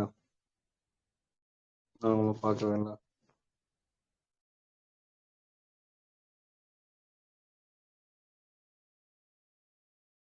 குரூப் 1 கொஸ்டின் எடுத்து பாருங்க. இந்த பேட்டி பச்சாவ் பேட்டி பச்சாவ்ல என்னென்ன மினிஸ்ட்ரிஸ்லாம் இன்வால்வ் ஆகும் அப்படின்னு சொல்லியிருப்போம். அதுலயா குரூப் 2லயா? குரூப் 2ல கேட்கறேன் சார். 2ல கேட்டிருந்தானா? ஓகே. என்னென்ன மினிஸ்ட்ரி அப்படின்னு கேட்டு வச்சிருந்துருப்பாங்க. ஓகே. அடுத்து இதுல நம்ம அடாப்ட் பண்றோம் அப்படின்னா அதுல ஒரு சில எலிஜிபிள்லாம் வச்சிருப்பாங்க. 2 வயசுக்கு வரைக்கும் அந்த அந்த குழந்தை 2 வயசு தான் இருக்கு அப்படின்னா அந்த பேரண்டோடைய ஏஜை டோட்டல் பண்ணீங்கன்னா இவ்வளோ டெப்த்தாக தேவையில்லை. முதல்ல என்ன பண்ணியிருந்திருக்கணும், அடாப்ட் பண்றவங்க குறைஞ்சது 2 வருஷமா தான் அவங்க மேரேஜ் பண்ணி வாழ்ந்துருக்கணும். சரி, இப்ப 2 வருஷம் இருந்துட்டாங்க. அதுக்கப்புறம் அவங்களுக்கு குழந்தை இல்லை அப்படிங்கிற பட்சத்துல அந்த குழந்தையோட வயசு, அடாப்ட் பண்ற குழந்தையோட வயசு 2 தான் இருக்கு அப்படின்னா இந்த பேரண்டோட ஏஜை கூட்டினீங்கன்னா 85க்கு அதிகமாக கூடாது. 2 பேருடைய ஏஜையும் டோட்டல் பண்ணும்போது 85 வயசுக்கு மேல போகக்கூடாது. அதாவது பேரண்ட் 2 பேரோட ஏஜும் நம்ம ஆட் பண்ணும்போது, அதே 2ல இருந்து 4 வயசு வரைக்கும் இருக்கு அப்படின்னா அந்த பேரண்டோட ஏஜ் ஒரு 5 வயசு கூடிக்கலாம், 90 வயசு வரைக்கும் இருக்கலாம். 2 பேர்த்தையும் கூட்டினா, அதாவது 45 இருக்கு அப்படின்னா 90 வரும். அதுக்குள்ள அடாப்ட் பண்ணிக்கலாம். அந்த குழந்தைக்கு 4 to 8 வயசா இருக்கு அப்படின்னா அந்த பேரண்டோடைய ஏஜ் வந்து 2 பேரையுமே ஆட் பண்ணீங்கன்னா 100 வரலாம். 8ல இருந்து 18 வயசு வரைக்கும் இருக்குன்னா இந்த பேரண்டோடைய 2 பேருடைய வயசும் 110 வரைக்கும் இருக்கலாம். அதாவது ஒவ்வொருத்தரும் இண்டிவிஜுவலா கிடையாது, 2 பேருடைய ஏஜையும் இண்டிவிஜுவலா ஆட் பண்ணோம் அப்படின்னா. இன்னொன்னு, அடாப்ட் பண்றதுங்கிறது சும்மா கிடையாது, நிறைய ரூல்ஸ் அண்ட் ரெகுலேஷன் இருக்கும். நமக்கு இண்டிபெண்டா இருக்கிற ஒரு உமன் அடாப்ட் பண்ணலாமா?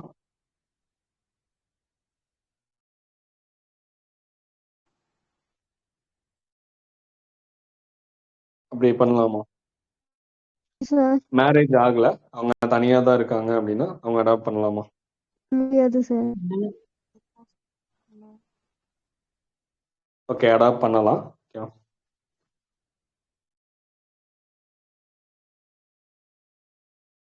அடுத்து அவங்க அடாப்ட் பண்றாங்கன்னா அப்படின்னா அந்த குழந்தைக்கு தேவையான எக்ஸ்பென்சஸ் எல்லாம் பார்க்குற அளவு அவங்களுடைய ஃபினான்ஷியல் பேக்ரவுண்ட் இருக்கும்.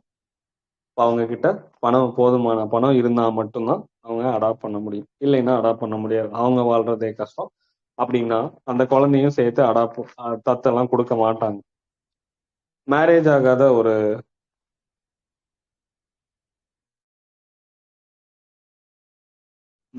மேல் வந்து அடாப்ட் பண்ணலாமா? பண்ணலாம் சார். ஃபீமேல் சைல்டு மட்டும் பண்ண முடியும். ஃபீமேல் சைல்டை வந்து பண்ண முடியாது. அடுத்து பிஎம் கேர்ஸ் அப்படின்னு சொல்றாங்க. ஆல்ரெடி நம்ம இது பார்த்தோம் நேற்று. பிஎம் கேர்ஸ் அப்படின்னா என்ன, எந்த வருஷம் தொடங்குனது? 2021. நம்ம கோவிட் டைம்ல அவங்களுடைய பேரண்ட்டையோ இல்ல பாதுகாவலர், கார்டியன் யாரோ ஒருத்தரை இழந்தவங்களுக்காக 23 ஏஜ் கம்ப்ளீட் ஆகும்போது அவங்க பிசினஸ்க்காகவோ இல்ல ஃபியூச்சர் டெவலப்மெண்ட்டுக்காகவோ 10 லேக் அமௌண்ட் தருவாங்க.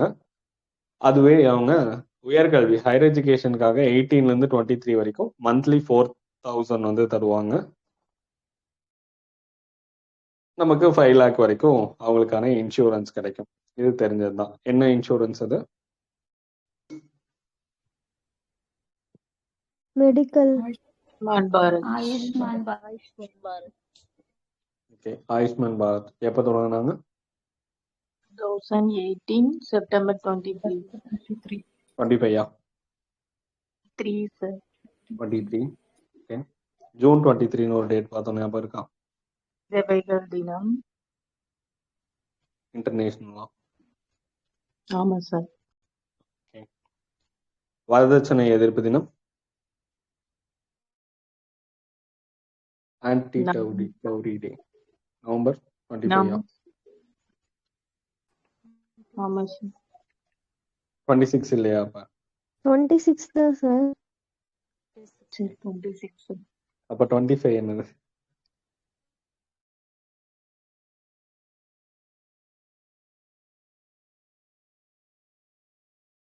அன்பிலார் எல்லாம் தமக்குரிய நவம்பர் 25.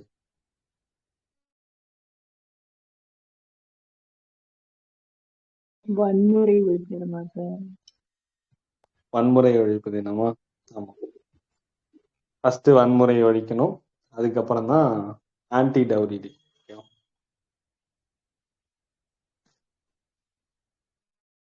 சர்வ சிக்ஷா அபியான் எந்த வருஷம்? 2001. சமக்ரா சிக்ஷா வந்து 2018ல கொண்டு வந்தது. எலிமெண்டரி லெவல்ல அந்த இயர்லி சைல்ட்ஹுட் கேருக்கான நேஷனல் லெவல் ஸ்கீம் ஒன்று இருந்துச்சு. 2003. 3 வயசுக்குள்ள இருக்கவங்க தான் இயர்லி சைல்ட்ஹுட் கேர் அப்படின்னு நம்ம பார்த்தோம். பேட்டி பச்சாவ் பேட்டி பத்தாவ் 2015. கேஜிபிவி ஸ்கூல் எங்க தொடங்குவாங்க அது கேஜிபிவி? கம்மி லிட்ரேசி ரேட் வந்து எங்க கம்மியா இருக்கோ அந்த பகுதியில டிராப் அவுட் அந்த ஆகிற பெண் குழந்தைகள் வந்து அதிகமா இருக்கிற பகுதியில. அது கிளாஸ் ஏதாவது இருக்கா? இந்த கிளாஸ்ல இருந்து இந்த கிளாஸ் வரைக்கும் தான் 6th to 12th தான் சார். 6 to 12 தான். ஓகே, 2004ல தொடங்கினாங்களா?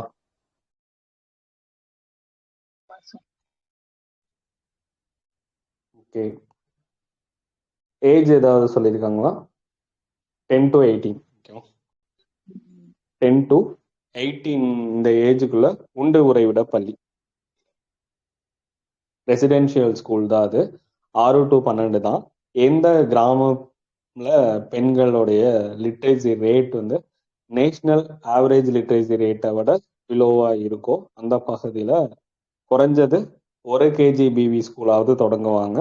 அதுலேயும் எஸ்சி எஸ்டி ஓபிசி மைனாரிட்டிக்கான ரிசர்வேஷன் இருக்கும். எஸ்சி எஸ்டி ஓபிசிக்கு 75% வந்து ரிசர்வேஷன் தருவாங்க. மீதி 25 வந்து பிபிஎல், நம்ம பிலோ பாவர்ட்டி லைனுக்கு கீழே இருக்காங்க. இப்போ இந்த கேஜிபிவி ஸ்கூல்லாம் எந்த திட்டத்துக்கு கீழே செயல்படுது?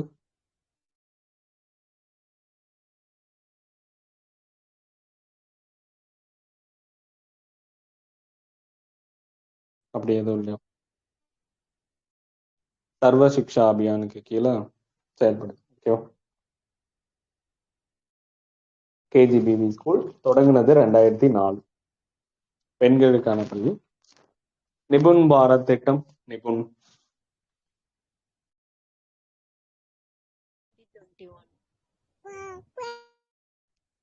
21. மிஷன் வாத்சால்யா. நம்ம அங்க மிஷன் சக்தி எத்தனையா பிரிச்சிருந்தாங்க பெண்களுக்கான திட்டங்களை? 2 வச்சிருப்பாங்க. 2. என்னது? சமக்ரா, சம்பல். சம்பல், சமர்த்தியா. ஓகே, சமர்த்தியாங்கிறது எதுக்காக? ப்ரொடெக்ஷனுக்காக, பாதுகாப்பு.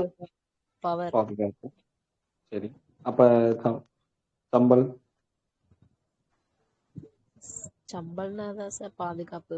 அதுனா வந்து பவர், அதிகாரம். ஓகே. ஓ, நேரா கேட்டேன்னு நினைச்சு ப்ரொடெக்ஷனா?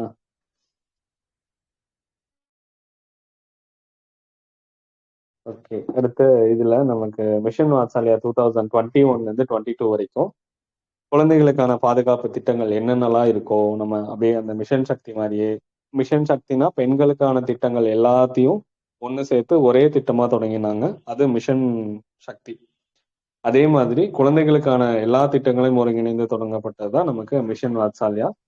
2009-10 இது வேற திட்டமா இருந்துச்சு. என்ன திட்டம்?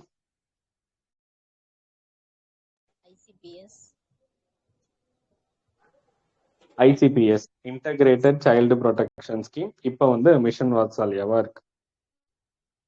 குழந்தை தொழிலாளர் முறை ஒழிப்பு எந்த வருஷத்துக்குள்ள அடையணும்? 25. குழந்தை தொழிலாளர் முறை ஒழிப்பு ஆண்டு எந்த வருஷம்? 2021. இது என்ன ஸ்கீம் அப்படின்னா குழந்தைகளை பாதுகாப்பு. புதுசாலாம் எதுவும் இல்லைங்க. திரும்ப இவ்வளவு தூரம் படிச்ச எல்லா ஸ்கீமோடைய அப்ஜெக்டிவும் தூக்கி உள்ள நோட் பண்ணி வச்சிருப்பாங்க. எஸ்டிஜி கோல் டெவலப் பண்ணணும், குழந்தைகளை பாதுகாப்பு கொடுக்கணும், இடைநிற்றலை குறைக்கணும், சிறார் சட்டத்தை செயல்படுத்தணும், அடுத்து இந்த இயர்லி சைல்டுஹுட் கேர் சொல்லியிருந்திருப்பாங்க, கல்வியை கொடுக்கணும். இதே தான் திரும்ப திரும்ப என்னென்னலாம் ஸ்கீம் இருக்கோ எல்லாத்தையும் ஒன்று சேர்த்திருப்பாங்க. இதுலயும் அந்த பிஎம் கேர்ல கொடுக்குற 4000 ரூபாய் உதவித்தொகை கிடைக்கும், தனி காப்பகங்கள் இருக்கணும். கேரா சாரா நம்ம சென்ட்ரல் அடாப்ஷன் ரிசோர்ஸ் அத்தாரிட்டியும் ஸ்டேட் அடாப்ஷன் ரிசோர்ஸ் அத்தாரிட்டியும் நிறைய தொடங்கணும். அதுக்கப்புறம் தொட்டில் குழந்தையுடைய வரவேற்பு மையங்கள். தொட்டில் குழந்தை திட்டம் எப்ப?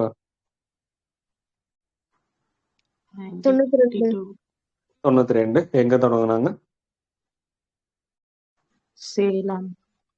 சேலம்ல தொடங்கி இருப்பாங்க.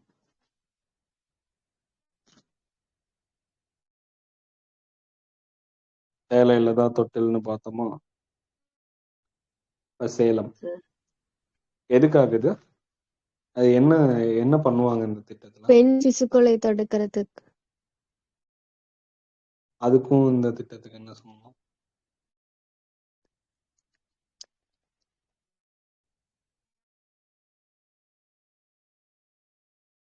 எப்படி தருப்பாங்க? தொட்டில் வச்சா.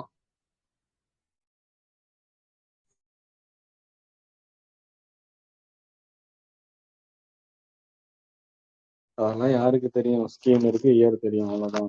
படிச்சாச்சா? சார் பெண் குழந்தைங்களை வளர்க்க முடியலன்னா அந்த தொட்டில்ல கொண்டு வந்து போட்டுருவாங்க சார் அவங்க. அப்புறம் கவர்மெண்ட் அதை கேர் பண்ணிப்பாங்க. ஓகே, தொட்டில் எங்க இருக்கும்?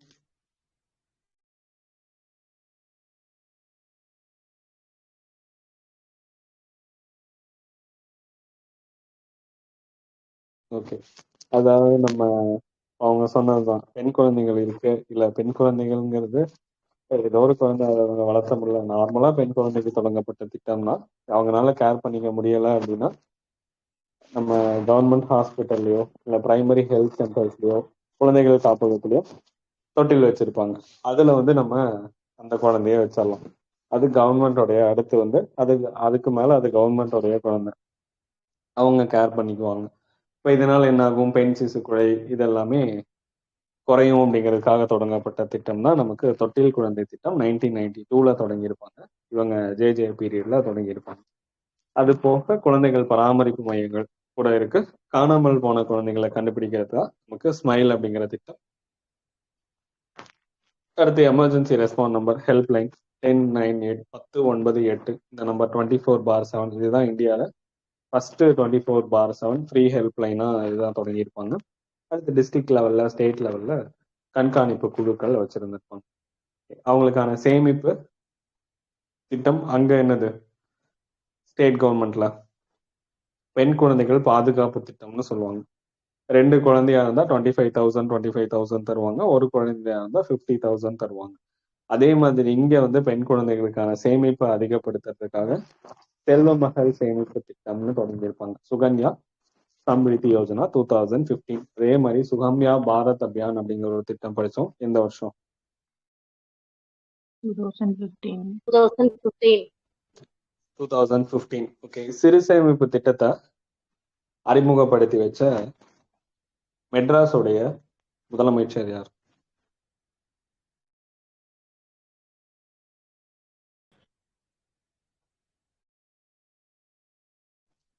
சோஷியல் இஷ்யூஸ் படிக்கும்போது அதை மட்டும் கேளுங்கிறீங்களா?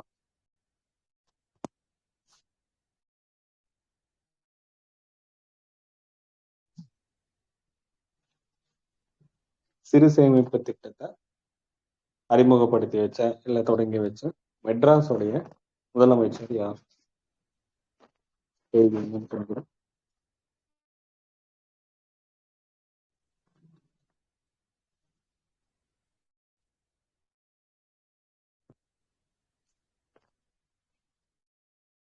ஆப்ஷன் வேணுமா? சொல்லுங்க சார். ஓகே, அண்ணா, கருணாநிதி, குமாரசாமி, காமராஜர், பக்தவச்சலம். கருணாநிதியா சார்? எப்படி? காமராஜர். ஆ, கருணாநிதி வந்து காமராஜர். சரி, அடுத்தது இன்னும் ஒரு 3 ஆப்ஷன் இருக்கு. 3 ஆப்ஷனா 2? அண்ணா. அண்ணா சார். அண்ணா. சரி, அடுத்து மீதி இருக்கிறது இன்னும் 2 பேர் இருக்காங்க.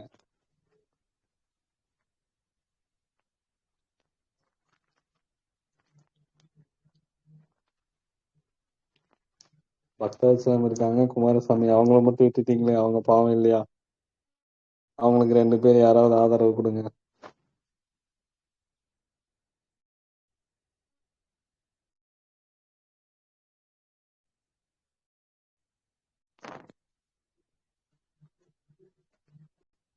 எப்படி விட்டுட்டீங்க?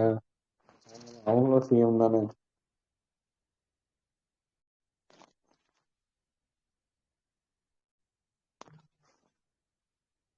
சரி, க்ளூ தான். குமாரசாமி ராஜா.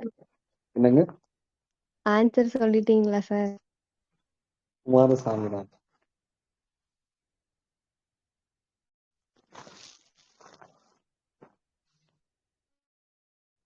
லிஸ்ட் நல்லா இருக்கா? சார் எதனால சொல்றோம்? அவர் என்ன பண்ணாரு? என்ன பண்ணாரு அப்படின்னா, அவருதான். சரி, அவர் என்ன பண்ணார், அவருடைய சிறப்பான ஒரு சாதனை அப்படின்னா என்னவா இருக்கும் குமாரசாமி ராஜா?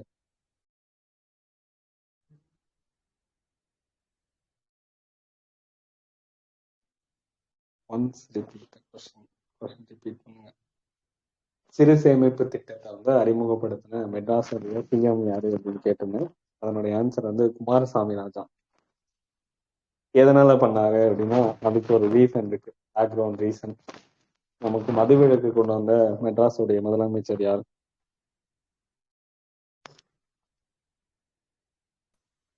ஜாஜி. ராஜாஜி. ராஜாஜி. எல்லா பக்கம் மெட்ராஸ் ஃபுல்லா கொண்டு வந்தாரா? சேலம். சேலம். சேலம். என்ன ஆசிரமம் கூட ஒன்று தொடங்கி இருப்பாரு மதுவிலக்கு? என்ன ஆசிரமம்? விற்பனை வரியே இது பண்ணிருப்பாரு. என்ன ஆசிரமம் தொடங்க? திருச்செங்கோடுல 1924 காந்தி ஆசிரம். காந்தி ஆசிரம். காந்தி ஆசிரமம். அதுக்கு ஹெல்ப் பண்ணது சுப்பராயன் வந்து ஹெல்ப் பண்ணியிருந்திருப்பாங்க. அது திருச்செங்கோடுல 1924 தொடங்கினாங்க காந்தி ஆசிரமம். இப்போ அந்த பகுதியில மட்டும்தான் மதுவிலக்குங்கிறது நடைமுறைப்படுத்தி இருந்திருப்பார். அதுக்கப்புறம் அந்த மெட்ராஸ் மாநிலம் முழுக்க மதுவிலக்கு நடைமுறைப்படுத்தினது யாரு அப்படின்னா PS குமாரசாமி ராஜா. பூசப்பாடி சஞ்சீவி குமாரசாமி ராஜான்னு சொல்லுவாங்க. ராஜபாளையத்து ராஜாவும் அவருடைய ஊர் ராஜபாளையம், அதனால அப்படி சொல்றாங்க. அப்ப அவர் என்ன, பூரண மதுவிலக்கு, எல்லா பக்கமும் மதுவிலக்கு கொண்டு வந்ததுனால அந்த மதுவுக்காக செலவிடுற பணத்தை சேவிங் பண்ணி பாருங்க. அப்ப அதுக்காக தொடங்கப்பட்டதான் நமக்கு சிறு சேமிப்பு திட்டம் அப்படிங்கிறது. நம்ம அவருடைய பீரியட் என்னன்னா 1949 இருந்து 1952 வரைக்கும் இருப்பார். நம்மளுடைய குடியரசு ஆன காலகட்டம்ல அவரு தான் குடியரசு ஆனதுக்கு அப்புறம் கான்ஸ்டியூஷன் நடைமுறைக்கு வந்ததுக்கு அப்புறம் முதல் மெட்ராஸுடைய சிஎம் யாரு அப்படின்னா குமாரசாமி ராஜ். இங்க செல்வ மகள் சேமிப்பு திட்டம் சேவிங்ஸ்ன்னு பார்த்தோன்னே சொன்னேன். அடுத்து இதுல ஜனவரி 22 அதே பேட்டி பச்சாவ் பேட்டி பச்சாவ் தான்.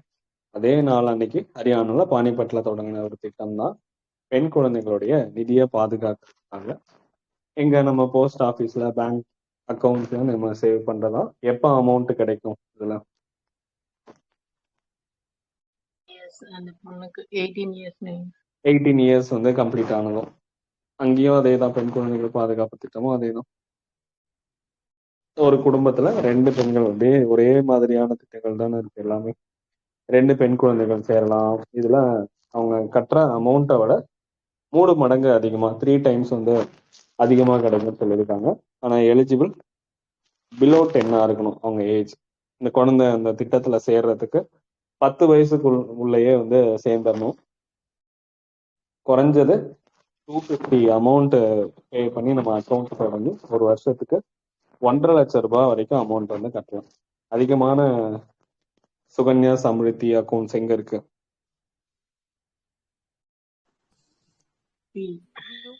யூபி, உத்தரப்பிரதேஷ்ல தான் அதிகமா இருக்கு. வரதட்சணை எங்க அதிகம்? யூபி தான். நம்ம ஆல்ரெடி பார்த்துருக்கோம். இங்க அப்படியே சேவ் பண்ணி இந்த அமௌண்ட்டை எடுத்து அப்படியே கொடுத்துட்றாங்க அப்படின்னு. இப்போ பெண்களை பொருளாதார ரீதியா வலிமையாக்குறது அப்படின்னு சொல்றாங்க. அவங்களுடைய எஜுகேஷனுக்கு யூஸ் பண்றாங்க, அவங்களுடைய மேரேஜ் எக்ஸ்பென்சஸ்க்கு யூஸ் பண்றாங்க. மேரேஜ் எக்ஸ்பென்சஸ் எவ்வளவு இருக்கணும்னு சொல்லியிருக்காங்க government?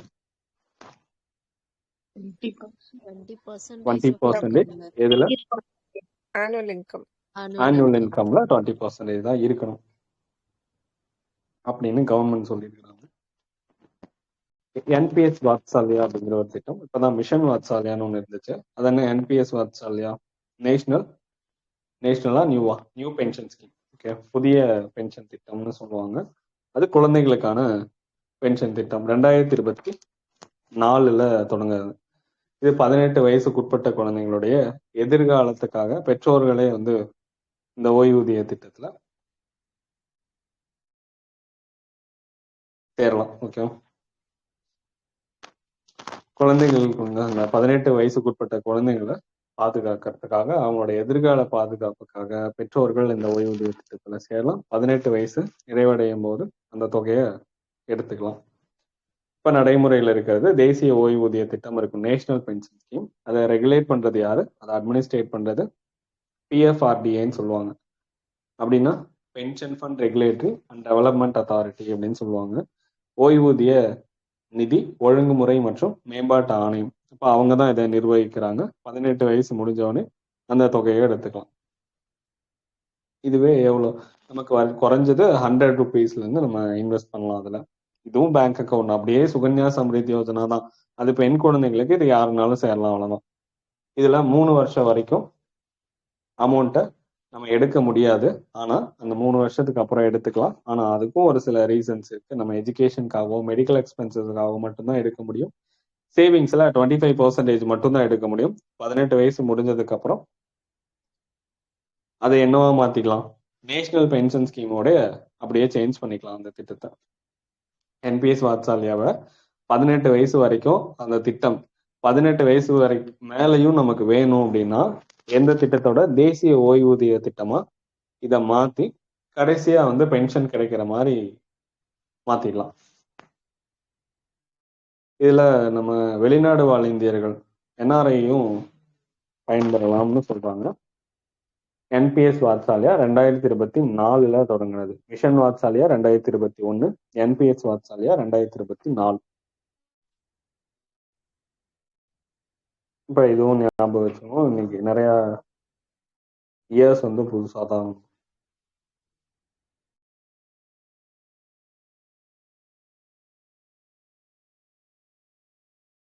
National policy for children, குழந்தைகளுக்கான தேசிய கொள்கை, சுகாதார கொள்கை முதல் தடவை எப்ப?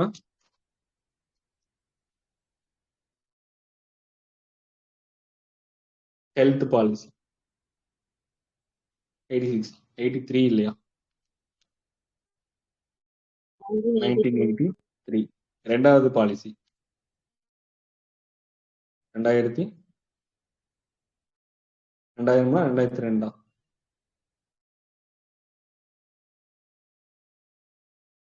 ரெண்டாவது சுகாதார கொள்கை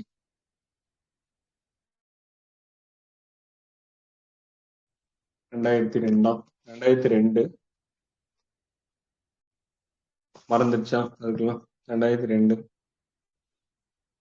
மூணாவது பாலிசி 2017. இதுதான் ஹெல்த் பாலிசி. பாப்புலேஷன் பாலிசி ஞாபகம் இருக்கா?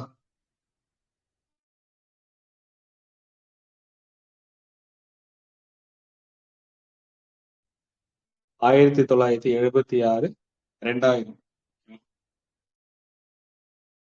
பாப்புலேஷன் பாலிசி மக்கள் தொகைக்கான கொள்கை 1976 ஃபர்ஸ்ட் கொள்கை. ரெண்டாவது கொள்கை 2000.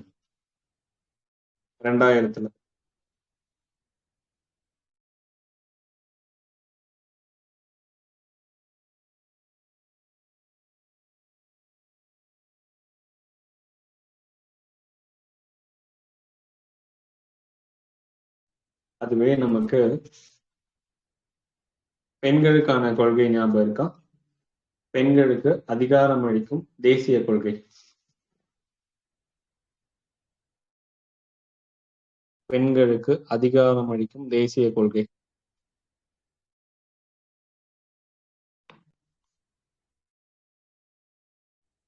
நம்ம அந்த சுகாதார கொள்கையோட ரிலேட் பண்ணி வச்சிருந்தோம். அங்க 2002னா இங்க 2001. இன்னொரு பாலிசி பெண்களுக்கான தேசிய வரைவு கொள்கைன்னு சொல்றாங்க.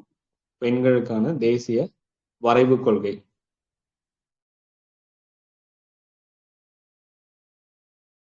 அது எப்ப? 2016.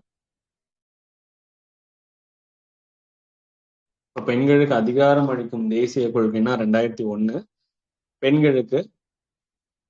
பெண்களுக்கான தேசிய வரைவு கொள்கைன்னா 2016. இந்த ஹெல்த் பாலிசியோடைய ஒரு வருஷம் முன்னாடி. அதே நம்ம குழந்தை தொழிலாளர் ஒழிப்பு முறை சட்டம் எப்ப கொண்டு வந்தாங்கன்னா சட்டம்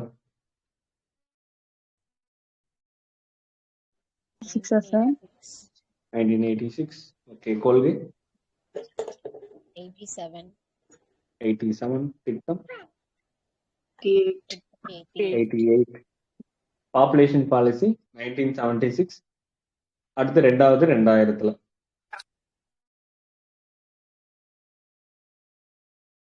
அதுவே நமக்கு ஹெல்த் பாலிசி 1983, 2002, 2017. இதே பெண்களுக்கு அதிகாரம் அளிக்கும் தேசிய கொள்கைனா 2001. அதுக்கப்புறம் தேசிய வரைவு கொள்கைனா 2016 வரும்.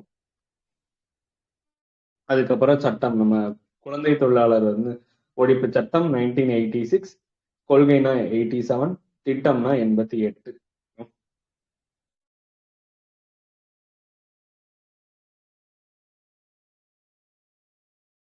வேற ஏதாவது பாலிசி படிச்சோமா? பெண்களுக்கான கொள்கை இருக்கா?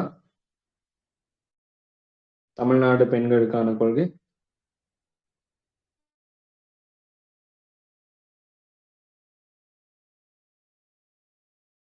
இல்லையா? தமிழ்நாடு மகளிர் கொள்கை அப்படின்னு எதுவும் நம்ம படிக்கலையோ?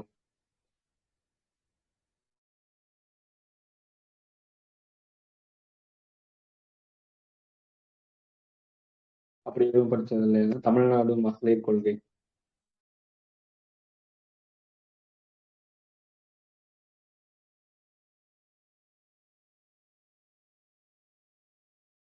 டூ 2024 25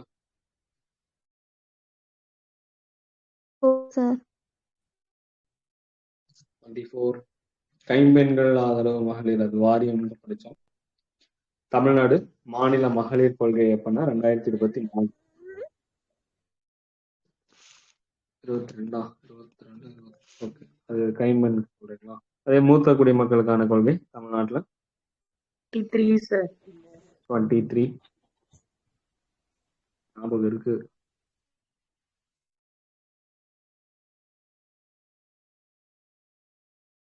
இப்ப கொள்கையெல்லாம் மேக்சிமம் ஓரளவு அவ்வளவுதான் படிச்சிருக்கோம்னு நினைக்கிறேன். வேற ஏதாவது இருக்கா?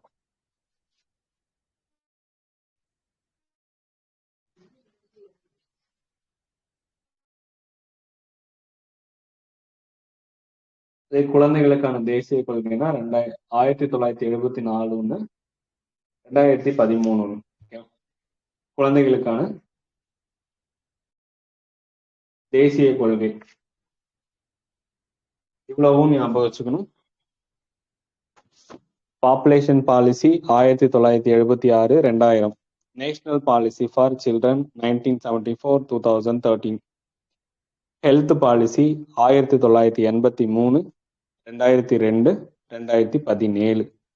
அதுவே பெண்களுக்கு அதிகாரம் அளிக்கும் தேசிய கொள்கை 2001, வரைவு கொள்கை 2016. ஹெல்த் பாலிசிக்கு ஒரு வருஷம் முன்னாடி. குழந்தை தொழிலாளர் முறை ஒழிப்புக்கான சட்டம் 86, கொள்கை 87, திட்டம் ப்ராஜெக்ட் 88. தமிழ்நாடு மாநில மகளிர் கொள்கை நம்ம உமன் பாலிசி தமிழ்நாட்டுல 2024. அதே மூத்த குடிமக்கள் ஓல்டேஜ் பீப்புளுக்கான கொள்கை 2023. குழந்தைகளுக்கான கொள்கைன்னு ஏதாவது இருக்கா தமிழ்நாட்டுல? சைல்டு பாலிசி 2021 தொடங்கி இருப்பாங்க.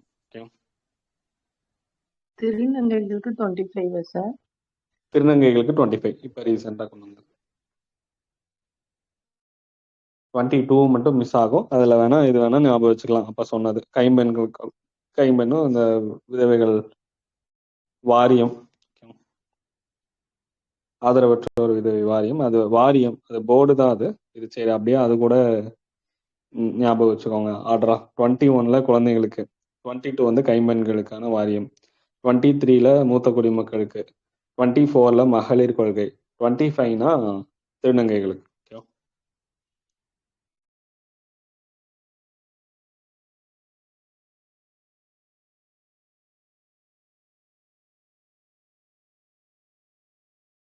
வேற ஏதாவது கொள்கை ஞாபகம் தான் பார்ப்போம். தேசிய குழந்தைகளுக்கான கொள்கைனா 1974 ஒன்று, 2013 ஒன்று. கொள்கையெல்லாம் உள்ள நிறைய கண்டென்ட் வளம்லாம் படிச்சுட்டு இருக்காங்க. என்ன சொல்லியிருந்திருப்பாங்க திரும்ப உள்ள இது வரைக்கும் சொன்ன ஸ்கீமோடைய நோக்கங்களை உள்ள கொடுத்து வச்சிருப்பாங்க, அவ்வளவுதான். ஆனா ஃபர்ஸ்ட் பாலிசி இந்தியாவுடைய சைல்டுக்கான ஃபர்ஸ்ட் பாலிசினா 1974 ஃபர்ஸ்ட் பாலிசி கொண்டு வந்தாங்க. நேஷனல் எஜுகேஷன் பாலிசி தெரியும்ல, 68, 86, 2020 கொண்டு வந்தாங்க. அதே சைல்டு லேபர் பாலிசினா national policy on child labour இந்த வருஷம் 87. 87. நம்ம அந்த ஆக்டுக்கு ரெக்கமெண்ட் பண்ண 2 பேர் யாருன்னு தெரியுமா? ஞாபகம் இருக்கா? குருபாத சுவாமி, சனத் மேத்தா. ஜனத் சனத் மேத்தா. சனத் மேத்தா இந்த வருஷம், குருபதா சுவாமி இந்த 84. வருஷம். 84, 79. 84, குருபாதா 1979. ஓகே. 9ல குருவா, 1979ல குருபதா சுவாமி. சனத் மேத்தானா அப்படியே 4 சனம் ஞாபகம் வச்சுக்கோங்க. 1984. ஓகேவா? குழந்தைகளுக்கான கொள்கைனா 74, 2013. New education policy 2020. அங்கன்வாடியிலிருந்து மேல்நிலை கல்வி வரைக்குமே 2030க்குள்ள 100% செயற்கை கிராஸ் என்ரோல்மெண்ட் ரேஷியோ, நம்ம மொத்த பள்ளி செயற்கை விகிதத்தை 2030க்குள்ள, இதோட இலக்கு என்னன்னா, நியூ எஜுகேஷன் பாலிசியோட இலக்கு 2030க்குள்ள அங்கன்வாடியிலிருந்து மேல்நிலை ஹையர் எஜுகேஷன் வரைக்குமே 100% செயற்கை இருக்கணும், இடைநிற்றல் இருக்கக்கூடாது, 18 வயசு வரைக்குமே இலவச கட்டாய கல்வி கொடுக்கணும் அப்படிங்கிறது தான் நியூ எஜுகேஷன் பாலிசியோடைய நோக்கம் 2020. நம்ம தமிழ்நாட்டுல மாநில கல்விக் கொள்கை எப்ப நடைமுறைக்கு வந்துச்சு? யாருடைய தலைமையில? முருகேசன். முருகேசன். முருகேசன். ஓகே. எப்ப நடைமுறைக்கு வந்துச்சு? 24. 24, 25 இயரா? ஆமாம் சார். 24ல 25 கிடையாதா?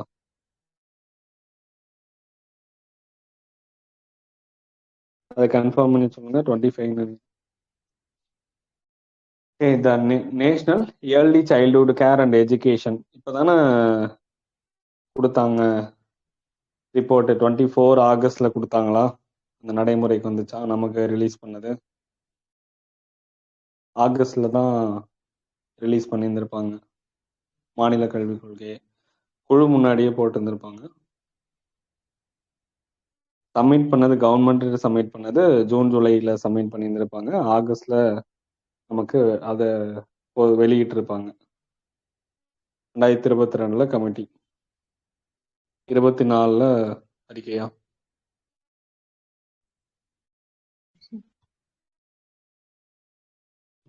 எந்த வருஷம்னா அது எந்த வருஷம்னு மட்டும் நடைமுறைன்னு மட்டும் பார்த்து வைங்க.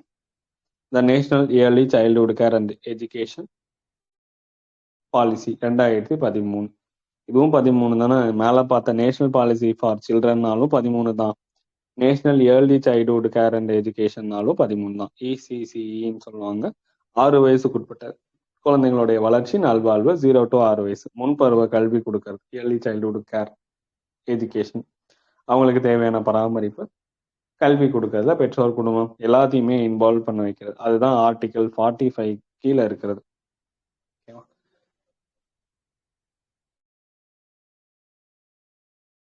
குழந்தை தொழிலாளர் முறை ஒழிப்பு எந்த வருஷத்துக்குள்ள இலக்கு வச்சிருக்கோம்? 2025. கேரா இந்த வருஷம்? 1990. தெருவோர குழந்தைகள் ஒருங்கிணைந்த திட்டம் 1993. MS சுவாமிநாதன் கமிட்டி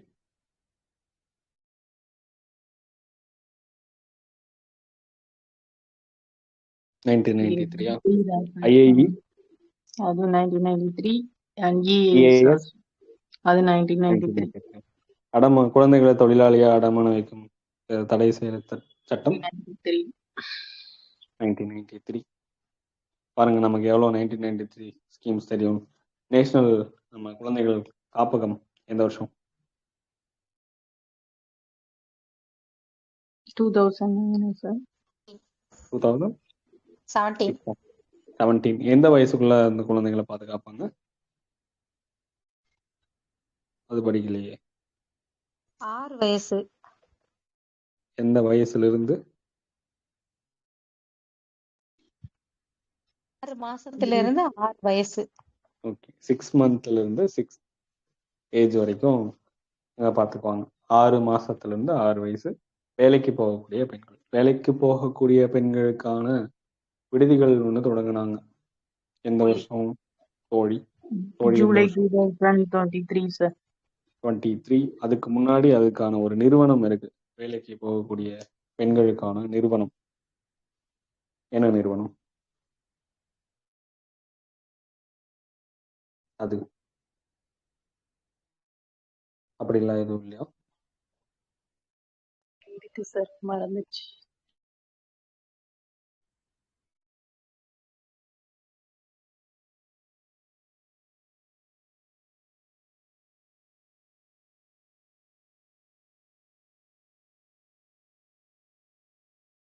எது கீழே படித்தோம்? Working women corporation லிமிடெடா?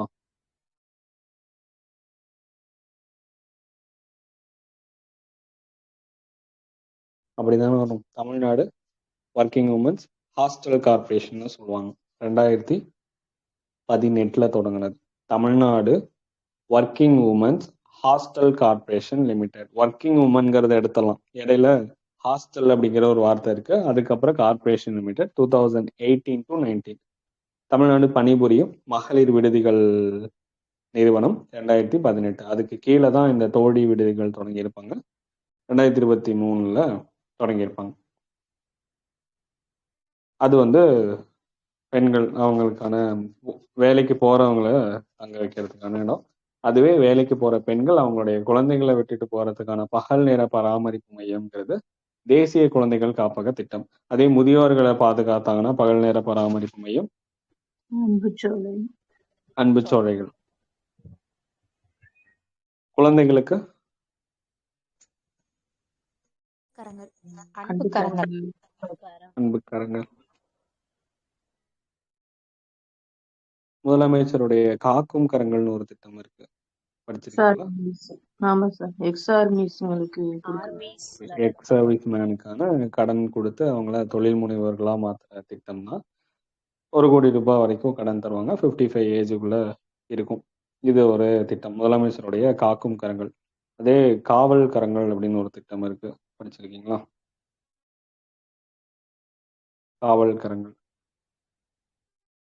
இது மோஸ்ட்லி தெரிஞ்சிருக்காது. நார்த் டிஸ்ட்ரிக்ட்ஸ் மட்டும், சென்னை, செங்கல்பட்டு, இந்த மாதிரி திருவள்ளூர், இந்த பகுதிகளில் காவல்துறையோட, நம்ம சென்னை மண்டல காவல்துறையோட திட்டம் தான் இது.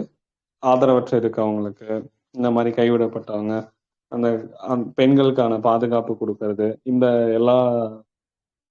எல்லா சர்வீஸும் அதில் கிடைக்கும். அதுதான் காவல் கரங்கள். இது போலீஸோட இனிஷியேட்டிவ். சிஎம்மோட இனிஷியேட்டிவ் எக்ஸ் சர்வீஸ் மேனுக்கு காக்கும் கரங்கள். இதே பெண்களுக்கான பாதுகாப்புக்கான திட்டம்னா காவல் கரங்கள். ரெண்டுத்துக்கும் டிஃபரன்ஸ் இருக்கு. அது காவல் கரம், இது காக்கும் கரம். அன்பு கரங்கள்னா குழந்தைகளுக்கு. யாருக்கு? பெற்றோர் இழந்தவங்களுக்கா? ஆமா சார். 2000 ரூபாய் தருவாங்க. அன்பு கரங்கள். அன்பு சோழைகள் அப்படின்னா பகல் நேர பராமரிப்பு மையம் முதியவர்களுக்காக 25 தொடங்கி இருப்பாங்க. 2025 25 சென்டர்ஸ். எங்க தொடங்குனாங்க? திருச்சியிலையா? திருச்சி. திருச்சி. எப்ப தொடங்குனாங்க? இப்பதான் ரீசெண்டா நவம்பர் 10. நவம்பர் 10. டிசம்பர் 10 என்னது? மனித உரிமைகள் தினமா? Next day. ஓகே, அந்த நவம்பர் 10 அதுக்கு முன்னாடி 1 மந்த் முன்னாடி தொடங்கியிருக்கிறாங்க திருச்சியில.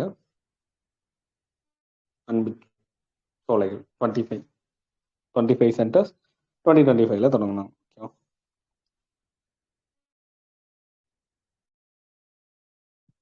இன்னைக்கு கம்மியா தான் படிச்ச மாதிரி இருக்குது, அப்படியா?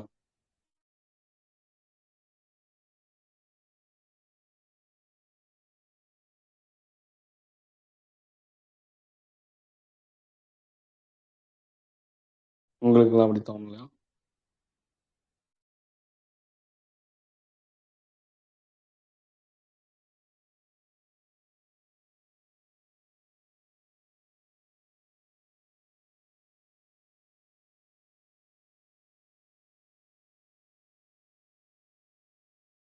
சரி, ஓகே, அப்படியே அமைதியா இருந்து நம்ம முடிச்சிடலாம்.